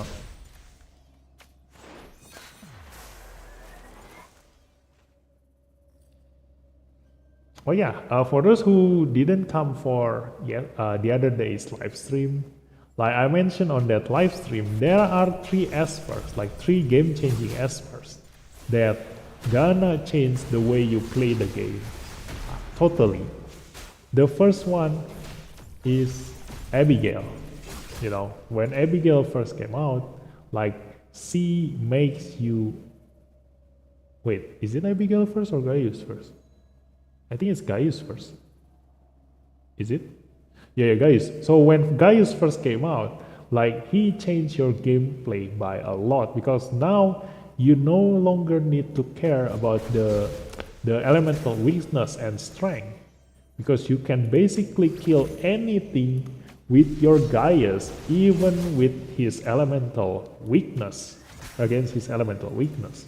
You know, that's how strong Gaius is, and that's the reason why 3.1.7 happened. It's because of Gaius. Because when Gaius came out, like the whole Inferno, Wind, Flow, and Simmer element don't matter anymore because Gaius can kill all of them. Yeah. So they changed the everything in 3.1.7. They basically kind of make everybody else as strong as Gaius, but still Gaius is still like very much really strong. Like you can really turn off your brain when using Gaius as your damage dealer because he will deal like 5 times more damage than any of your other Esper in every single PvE and PvP content. And that is Gaius. Make you brainless on choosing DPS because he will basically your go-to DPS for every single content in the game. And then the second Esper that is gonna be game-changing to your life is Abigail. Because the only thing that matters when you are using your Gaius at that point in time is whether your Gaius can survive or not. You know, if I can manage to kill your Gaius before your Gaius can kill me, that means that I already win. But everything changed when Abigail came out because now even if you make any mistake with your Gaius, like fail to change it to God mode or you God mode too soon or anything else, then with Abigail you can undo that mistake. Abigail can keep resurrecting your mistake like every single time as long as your Abigail doesn't die. So when everybody play like me, like in this case, when my Intisar die, that's it, that's game over for me. For those who have Abigail, they have unlimited health. So no matter how much bad luck you have, how much a mistake you make in the game, with Abigail, you can always win in the end. That's how cheating she is. And then the third one is Nua, because now after you have the damage that you need, and then you have the way to survive any mistakes that you made, then the next thing is to break the enemy defense, because now with the HP booster in PvP, your Gaius can no longer one-shot everything in the game. It's gonna be taking him a lot of effort into killing anyone, except especially against the tank lineup. But with Nua, she can break every kind of defense, because the combination of dispel and ability up, like cooldown up, makes the entire enemy lineup become useless. When they cannot use their second and third skill, they basically cannot block your Gaius damage. Oh yeah, that's another thing. Like something that I like about Intisar is that when you use the S1 pursuit, it counts as 2 turns for Intisar. So you can kill Hyde 2 times with that S1 pursuit. Gak satu gacha Abigail. No. Like even though Abigail is really OP, like I'm saving my Wisdom for someone else because I do want to know how Ethan gonna play, And so I'm saving my Wisdom for Ethan, because I do want to spin for the banner, like when some Esper that I want the gameplay, like the gameplay suits me so much, just like Intisar, and then I will use my Wisdom. Don't use your Wisdom, anyhow you want. Like your Wisdom is worth your life. Like if I ever want to, put value to items in this game, like I will put the Wisdom on the top, like this worth everything in the game. Like if you were to spend anything, spend every single thing except Wisdom. Wisdom is the most important one, because with Wisdom you can get new Esper straight up to Resonance 6, and that is a really strong thing to have if you can have a good judgment against when new expert come out, then you can basically have another case of my resonance 16 TSR. And then the next one that is that value the most after the Wisdom is this one, legendary Abilimon. As much as you can, don't use your legendary Abilimon, because if you can like clear the content without any legendary Abilimon, why do you want to overkill things? You know, if you can already clear the content without legendary Abilimon. Like, for example, like the Ritual Miracle, you know, like I don't need to clear my Ritual Miracle that fast.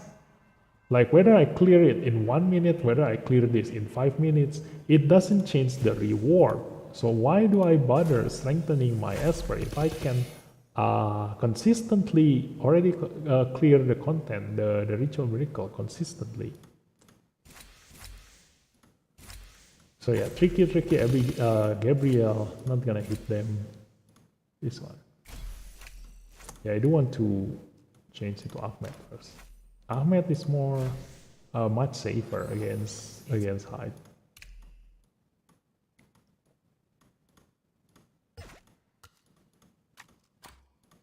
There we go. Yeah, I always hit this kind of lineups, you know. So if you guys still using this lineup, get ready to be hit by me. Like definitely the combination of Hyde and Everett is like, you know, my food. Because they don't pose any threat.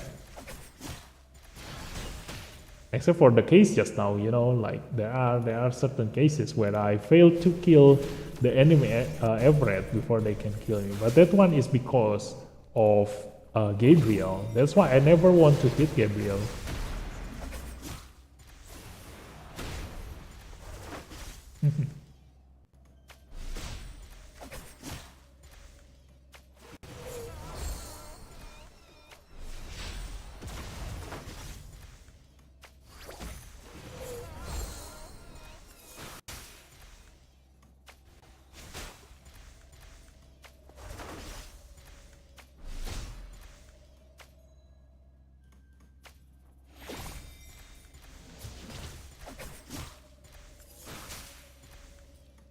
Okay.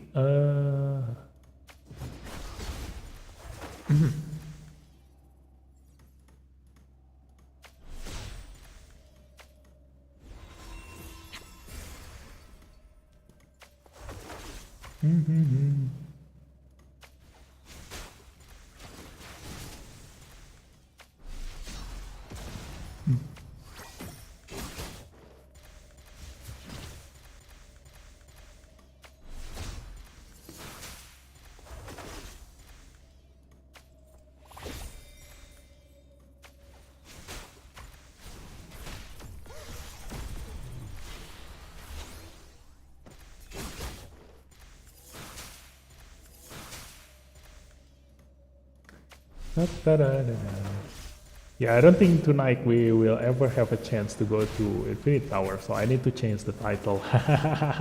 we're not gonna do Infinite Tower tonight. So we're gonna finish the point war, and that's it. We're gonna end the stream tonight. So if you do want to see me clearing this, point war, then feel free to stay. Otherwise, I don't think there's anything else happening tonight.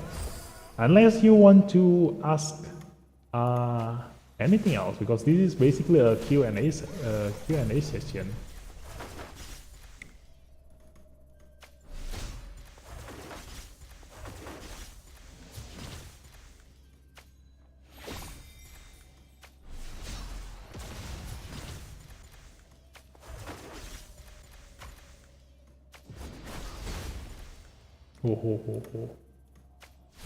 Huge damage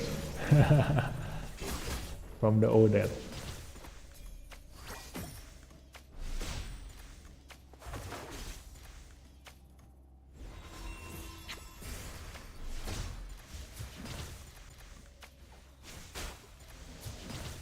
Oh no, they both die together. There are a lot of funny things, you know, ever since I used my Intisar. Like just now, they both die together. Yeah, this thing, I definitely won't be able to kill this one. And NRGY is someone who has the highest speed in the server right now. NRGY. What do you want for your reward? What? Yeah, did you see that? The Hype and the Intisar died together. That was funny. I do like it's worth clipping, but I don't think a 3-second clip is worth watching. No.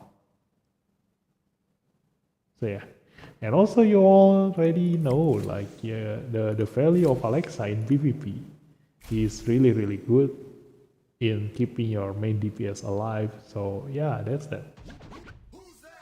Rare moment. That is actually a rare moment.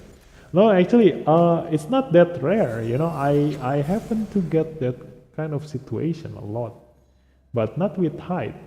Not the moment where my Intisar also died. You know, when the enemy died hitting my Intisar, there are a lot of moments that happen like that. But when my Intisar also die with them, that is rare. Yeah, that is rare.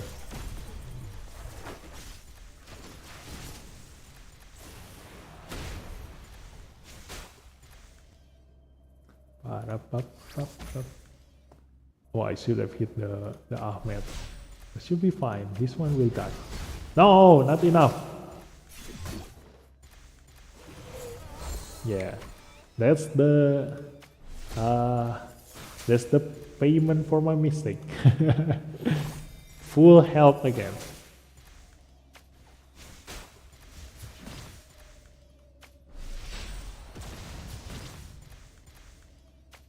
Yeah, basically with the Alexa buff, like my Intisar is immortal. Like nothing can kill her except for Jiang Julie when she is with Alexa buff.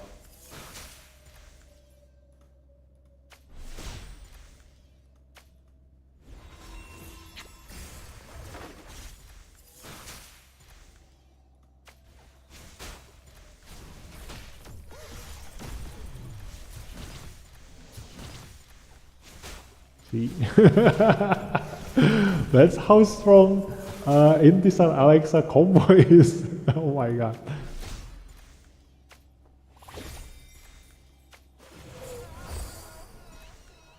Okay.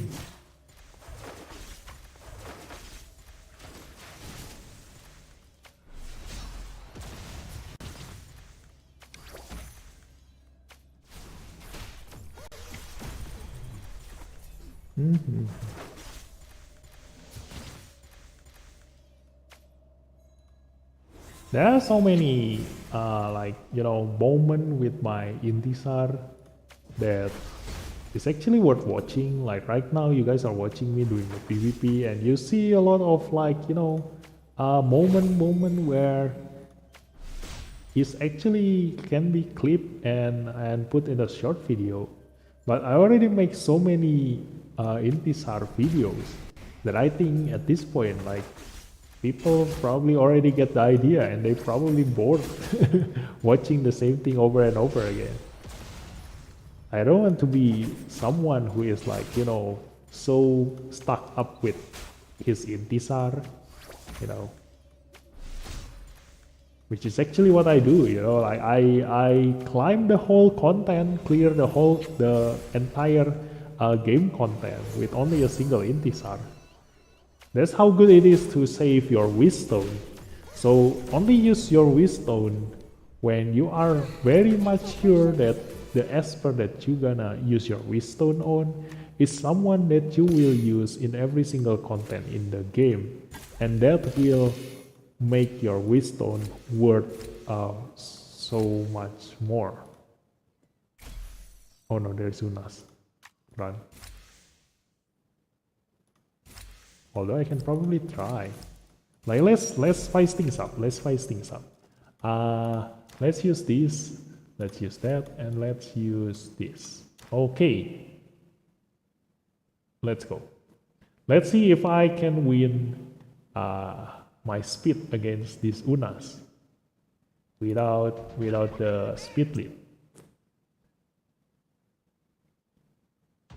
Gabriel, yes, win.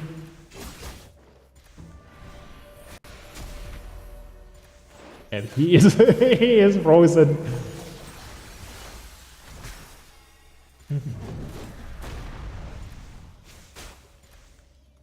Everybody is just frozen.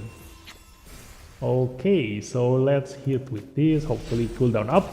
There we go. We got the cooldown up. So I can kill the Jiang Chuli. And let's see the Abigail. Already used her third skill. Let's kill the Jiang Chuli now. There we go. And now kill the Abigail. Let's go.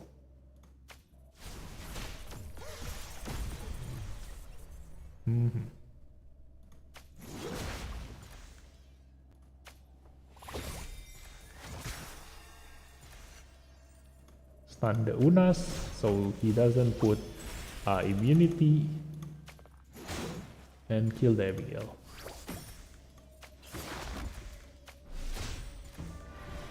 Oh no. He is frozen again. Oh yeah, there is one thing that I need to mention. Okay, I can do some demonstration at the end of this stream.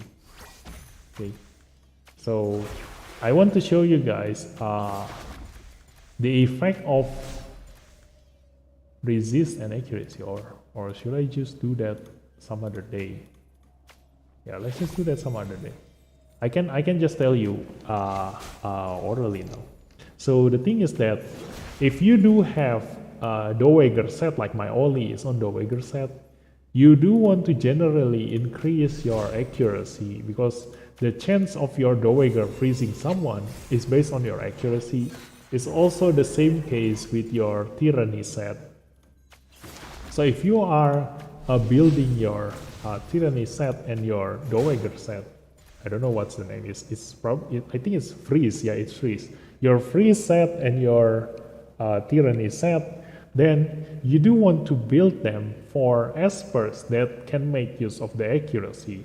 Like Gabriel is the best. That's why Gabriel is the best when using the Tyranny set, is because she has an innate accuracy on her that will increase the chance of the Tyranny stunning the enemy.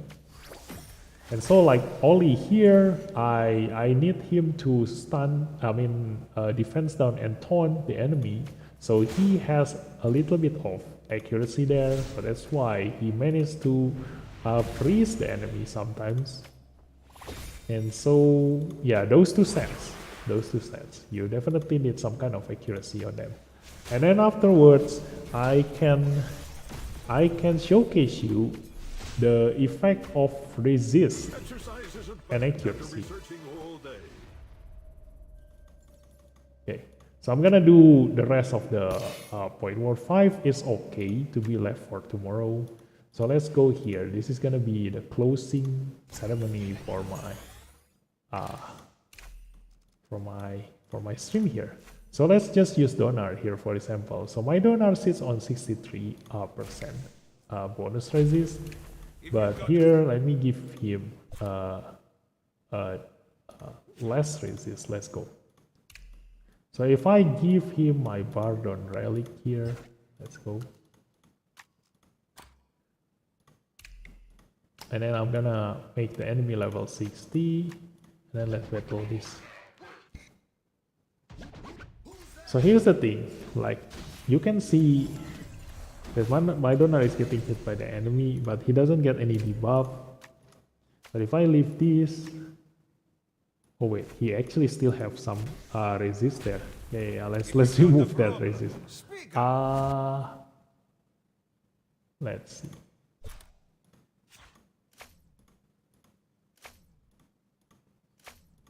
Yeah, this set still have some kind of resist.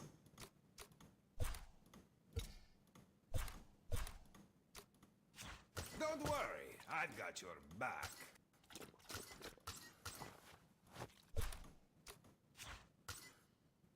Yeah, not that one. This one is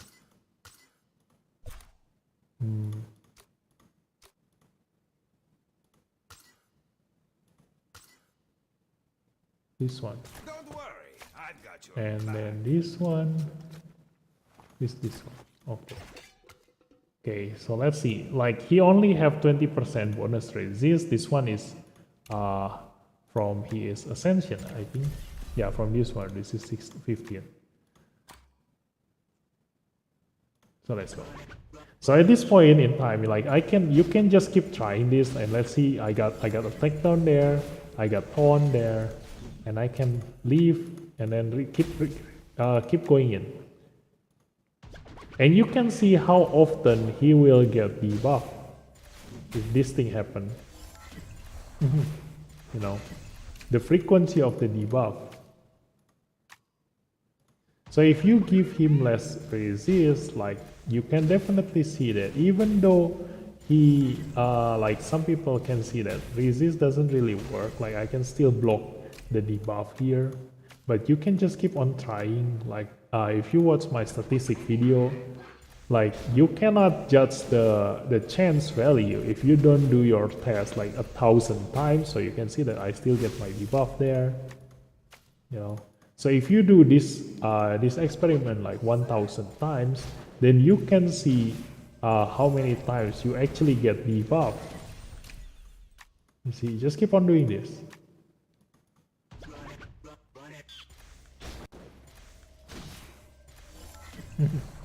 Because they have a takedown and taunt, so they have 2 chances to inflict me with a debuff. And you can see how often it is. Like there, oh, there is also stun. Yeah, so there are 3 debuffs that they have a chance to inflict to me.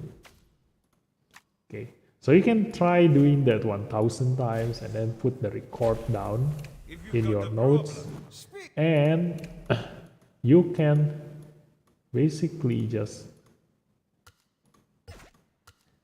go here and do the same thing again with full resistance. Don't worry, I've got your back. Like here, I have 80% resistance, which means I have 100% resistance. Can you show your build for Njord? Who is Njord? Who is Njord? Oh wait, I have high speed. I do want to reduce my speed though. This one, okay. Gabby, oh yeah, Gabby, okay. This one is my Gabby. Attack bonus, speed. And because she gets a benefit from speed, and because I don't have enough stats, because I put all my substats to speed, so the other substats is quite bad. So I cannot aim for the critical rate, enough critical rate and critical damage, because I'm aiming for the speed. So I cannot be picky with the other substats. So that's why if I want to try to get critical rate, enough critical rate and critical damage for her to deal damage, it won't be enough. So instead of chasing 2 stats here, 2 substats, critical rate and critical damage, I just need to aim for the attack. So I just need to aim for the attack bonus, the main stats, and the speed substats will be my main focus on the substats. So she will still deal quite okay damage with the attack here and the speed, because her damage comes from both attack and speed.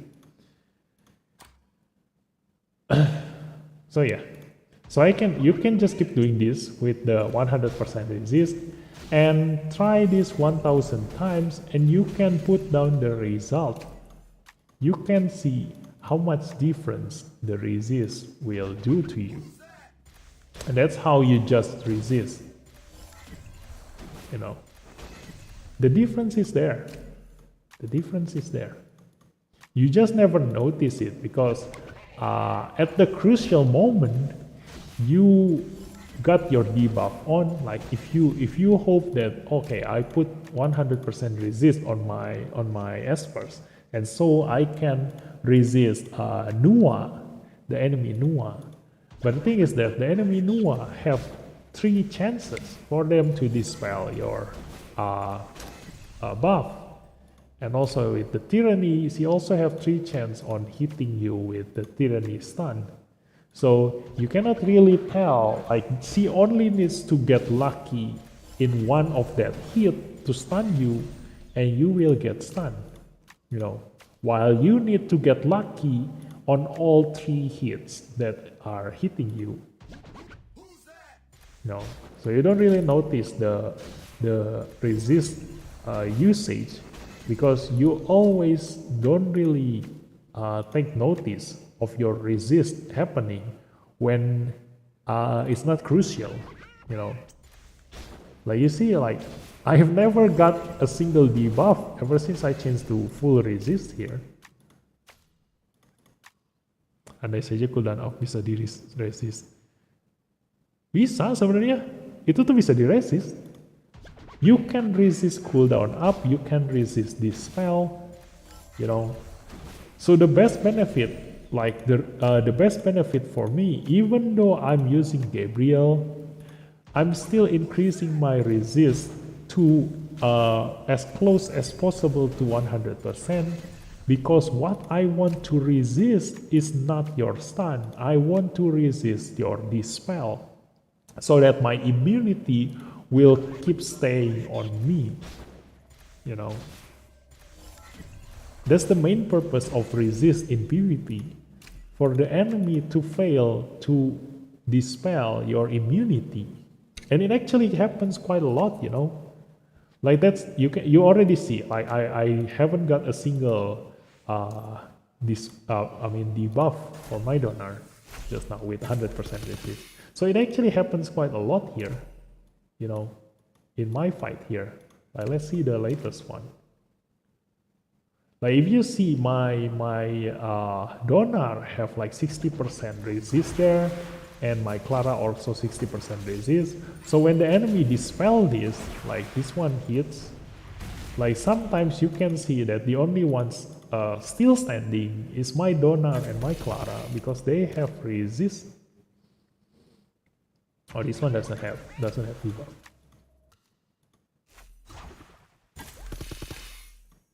This one, let's see if the Nua managed to we managed to block Nua's clan dispel. Let's see.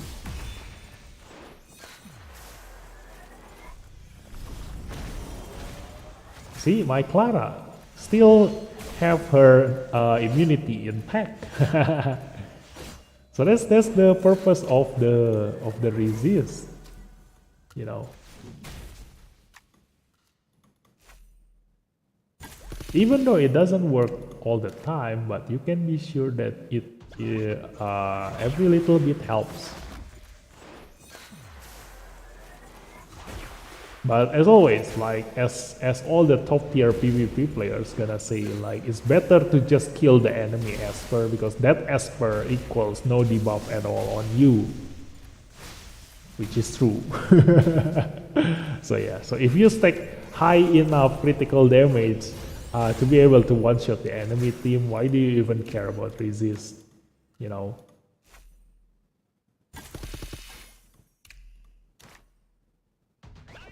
So let's see. Can I block the Nua's dispel? Let's see. Just now my Clara managed to block. Bum bum bum. See, my donor still have his defense up there. He is still standing. That's how strong a resist is. You know. That's how resist works. So I wonder, like, I'm waiting for the day I have like all 5 of my Espers with very high resist. But I know for sure that my Gabriel won't have that high enough resist, because I don't have a really good speed relic. So I cannot have both stats, speed and resist in the same fastest relic that I have.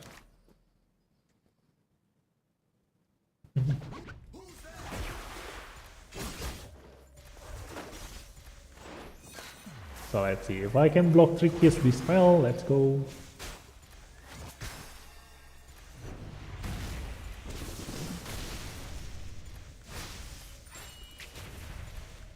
Oh no, I failed. I failed.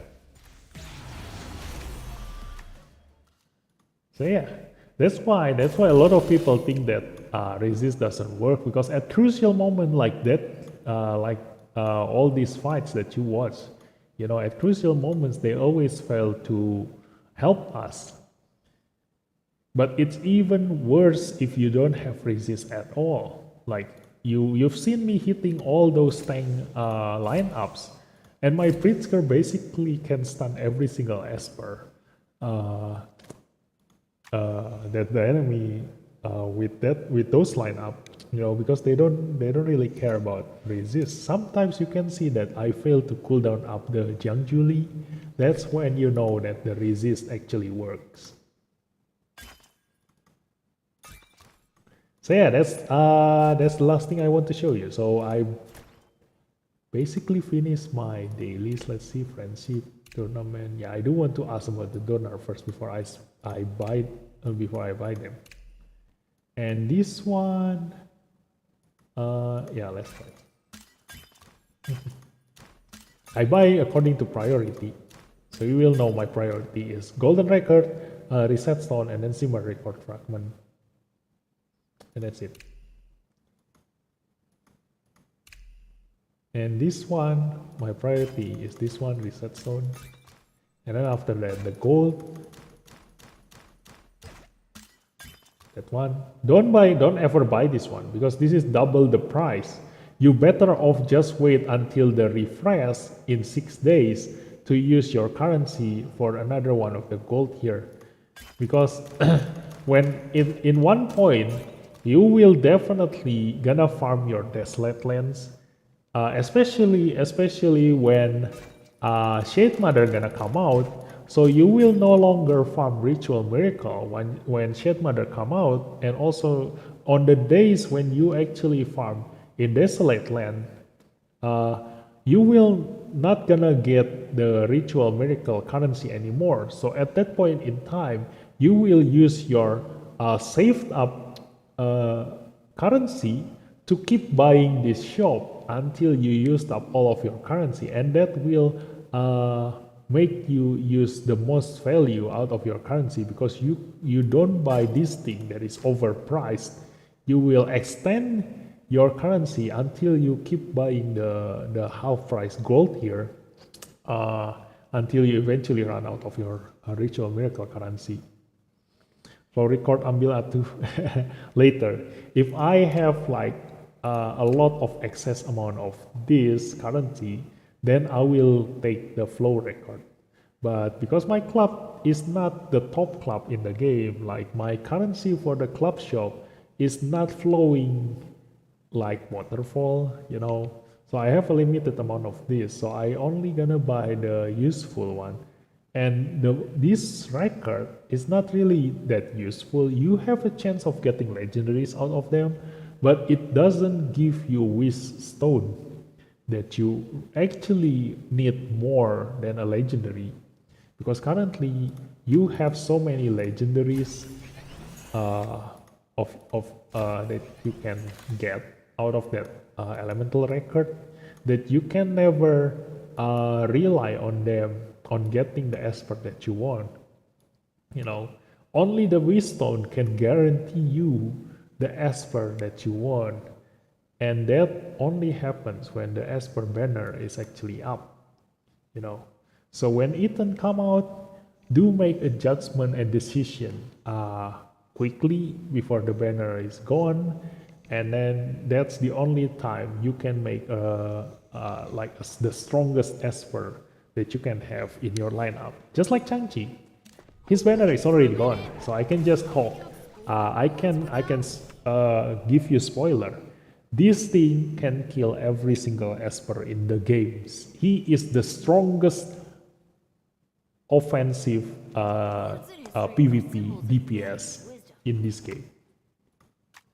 Because no matter how strong your Esper is, no matter how strong future Esper is, no matter how OP a future Esper Lilith gonna release, he will be able to kill that Esper because his skill doesn't care about their defense, it doesn't care about your health, it only cares about if you have a dying allies, you swap that health and you one-shot that enemy. You know, like if you have your allies at 1% HP, you just swap that to the enemy and you only need to deal 1% of the enemy's HP and that's it. He will die no matter how strong that Esper is. And he can just keep doing that for the entire duration of the fight because this cooldown is only 4 turns, you know. So he can do that 5 times within the battle and he just one-shotted 5 of the enemy Espers. And it's already gone, his banner is already gone. So only the top tier PvP players who actually saw his potential currently have him at Resonance 4 or even Resonance 6. Like someone like my friend who tested Chang-Chi in PvP, he actually like one-shotted a lot of the top PvP players with Chang-Chi. And some of them even like straight up pull Chang-Chi to Resonance 6 because he is a whale. And straight up full Chang-Chi to Resonance 6 just because he kept dying by my friend because of Chang-Chi. So yeah, that's all for tonight's stream, guys. I managed to clear up my dailies at least. I haven't finished my Infinite Tower, but I still do have 1 week for this, so I still have time. So yeah.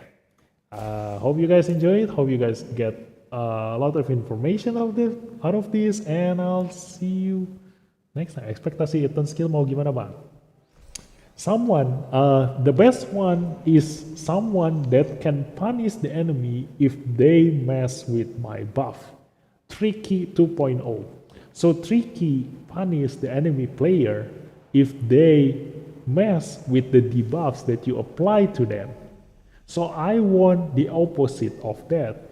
If somebody remove my buff with this spell, then I want to punish them. That is the best case scenario for Ethan, for a support Esper in the future. If Lilith release that kind of Esper, pull him or her. Definitely pull that Esper. Because if you can punish the enemy Esper from dispelling your buff, that will be an even stronger Esper than Nua. Because I already explained to you how valuable this spell is in a PvP situation. So if you can have that, it's not only PvP situation, in every single content in the game, if the enemy remove your buff, they will get punished. That is very, very strong. The second is something that can strengthen immunity. Because currently immunity is quite alright as it is, but it doesn't really block everything. Like it's a very, very strong thing to do, but still it get dispelled very easily.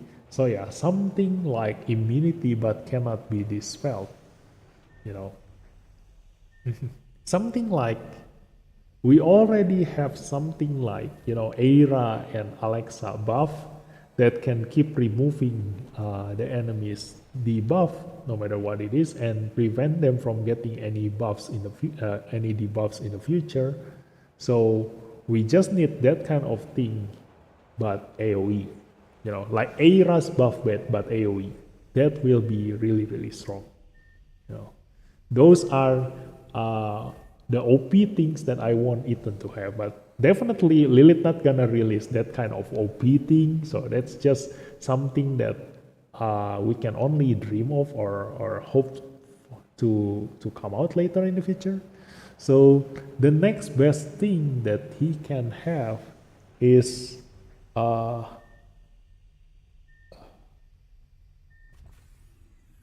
to say, like, oh my god, I suddenly forgot what do I expect from him.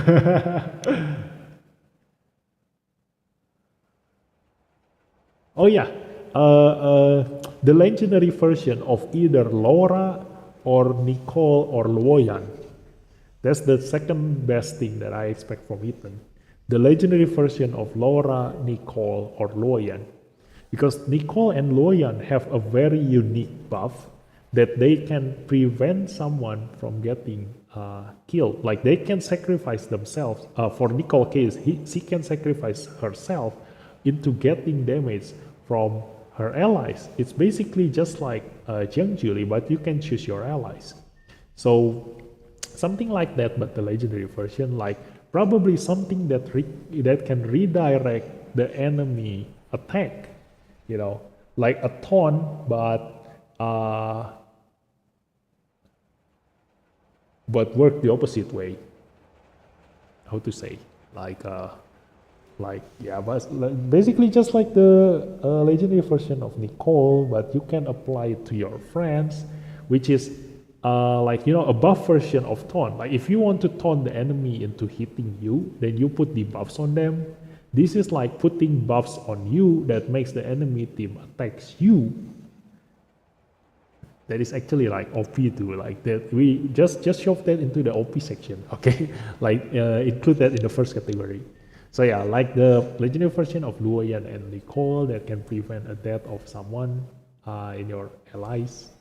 And then the most balanced thing is probably the legendary version of Laura. You know, a critical resist buff, but AoE, and much more useful other kit. You know, because Laura is not really, not many people use Laura, just it's because her kit is only the shield and the critical resist. Other than that, she is pretty much useless, you know. So she is only ever gonna be useful once every 4 turns. And that's not really good because it's a waste of spot. Because you can only bring 5 espers, so you want to make use of those 5 spots to bring a very important espers that can give you as much benefit as you can. That's why Intisar is really good because she brings a lot to the table. So yeah, legendary version of Laura, critical resist, but with much more other useful attributes. But other than that, I don't think I expect anything from him. Like any buffs that he come out with should be fine, but I do expect him to come out with a very unique buff, something like Abigail Lifesteal. You know, Abigail Lifesteal is a very unique buff. So someone with another unique buff, but only for him, is something that I want. And because we already have a leak of his skill names, his third skill is called Enchanting Song. So I don't know if Enchanting Song is something that I think like, you know, a siren song that can enchant the enemy esper. I do hope it's like it has like some kind of mind control ability that can make the enemy esper into attacking their own teammates. That will be really funny and actually really OP. So probably not gonna happen. So yeah. So I don't really expect much about Ethan. So let's just wait until his skill come out. You know. So yeah, but those are all the things that I expect a future OP Esper gonna have. You know. So if you see any future Esper having all the skills that I mentioned just now, remember those are OP skills. So do pull them if they release that kind of Esper in the future. So yeah, we already passed my stream time. So yeah, good night, bye bye. Thanks for watching.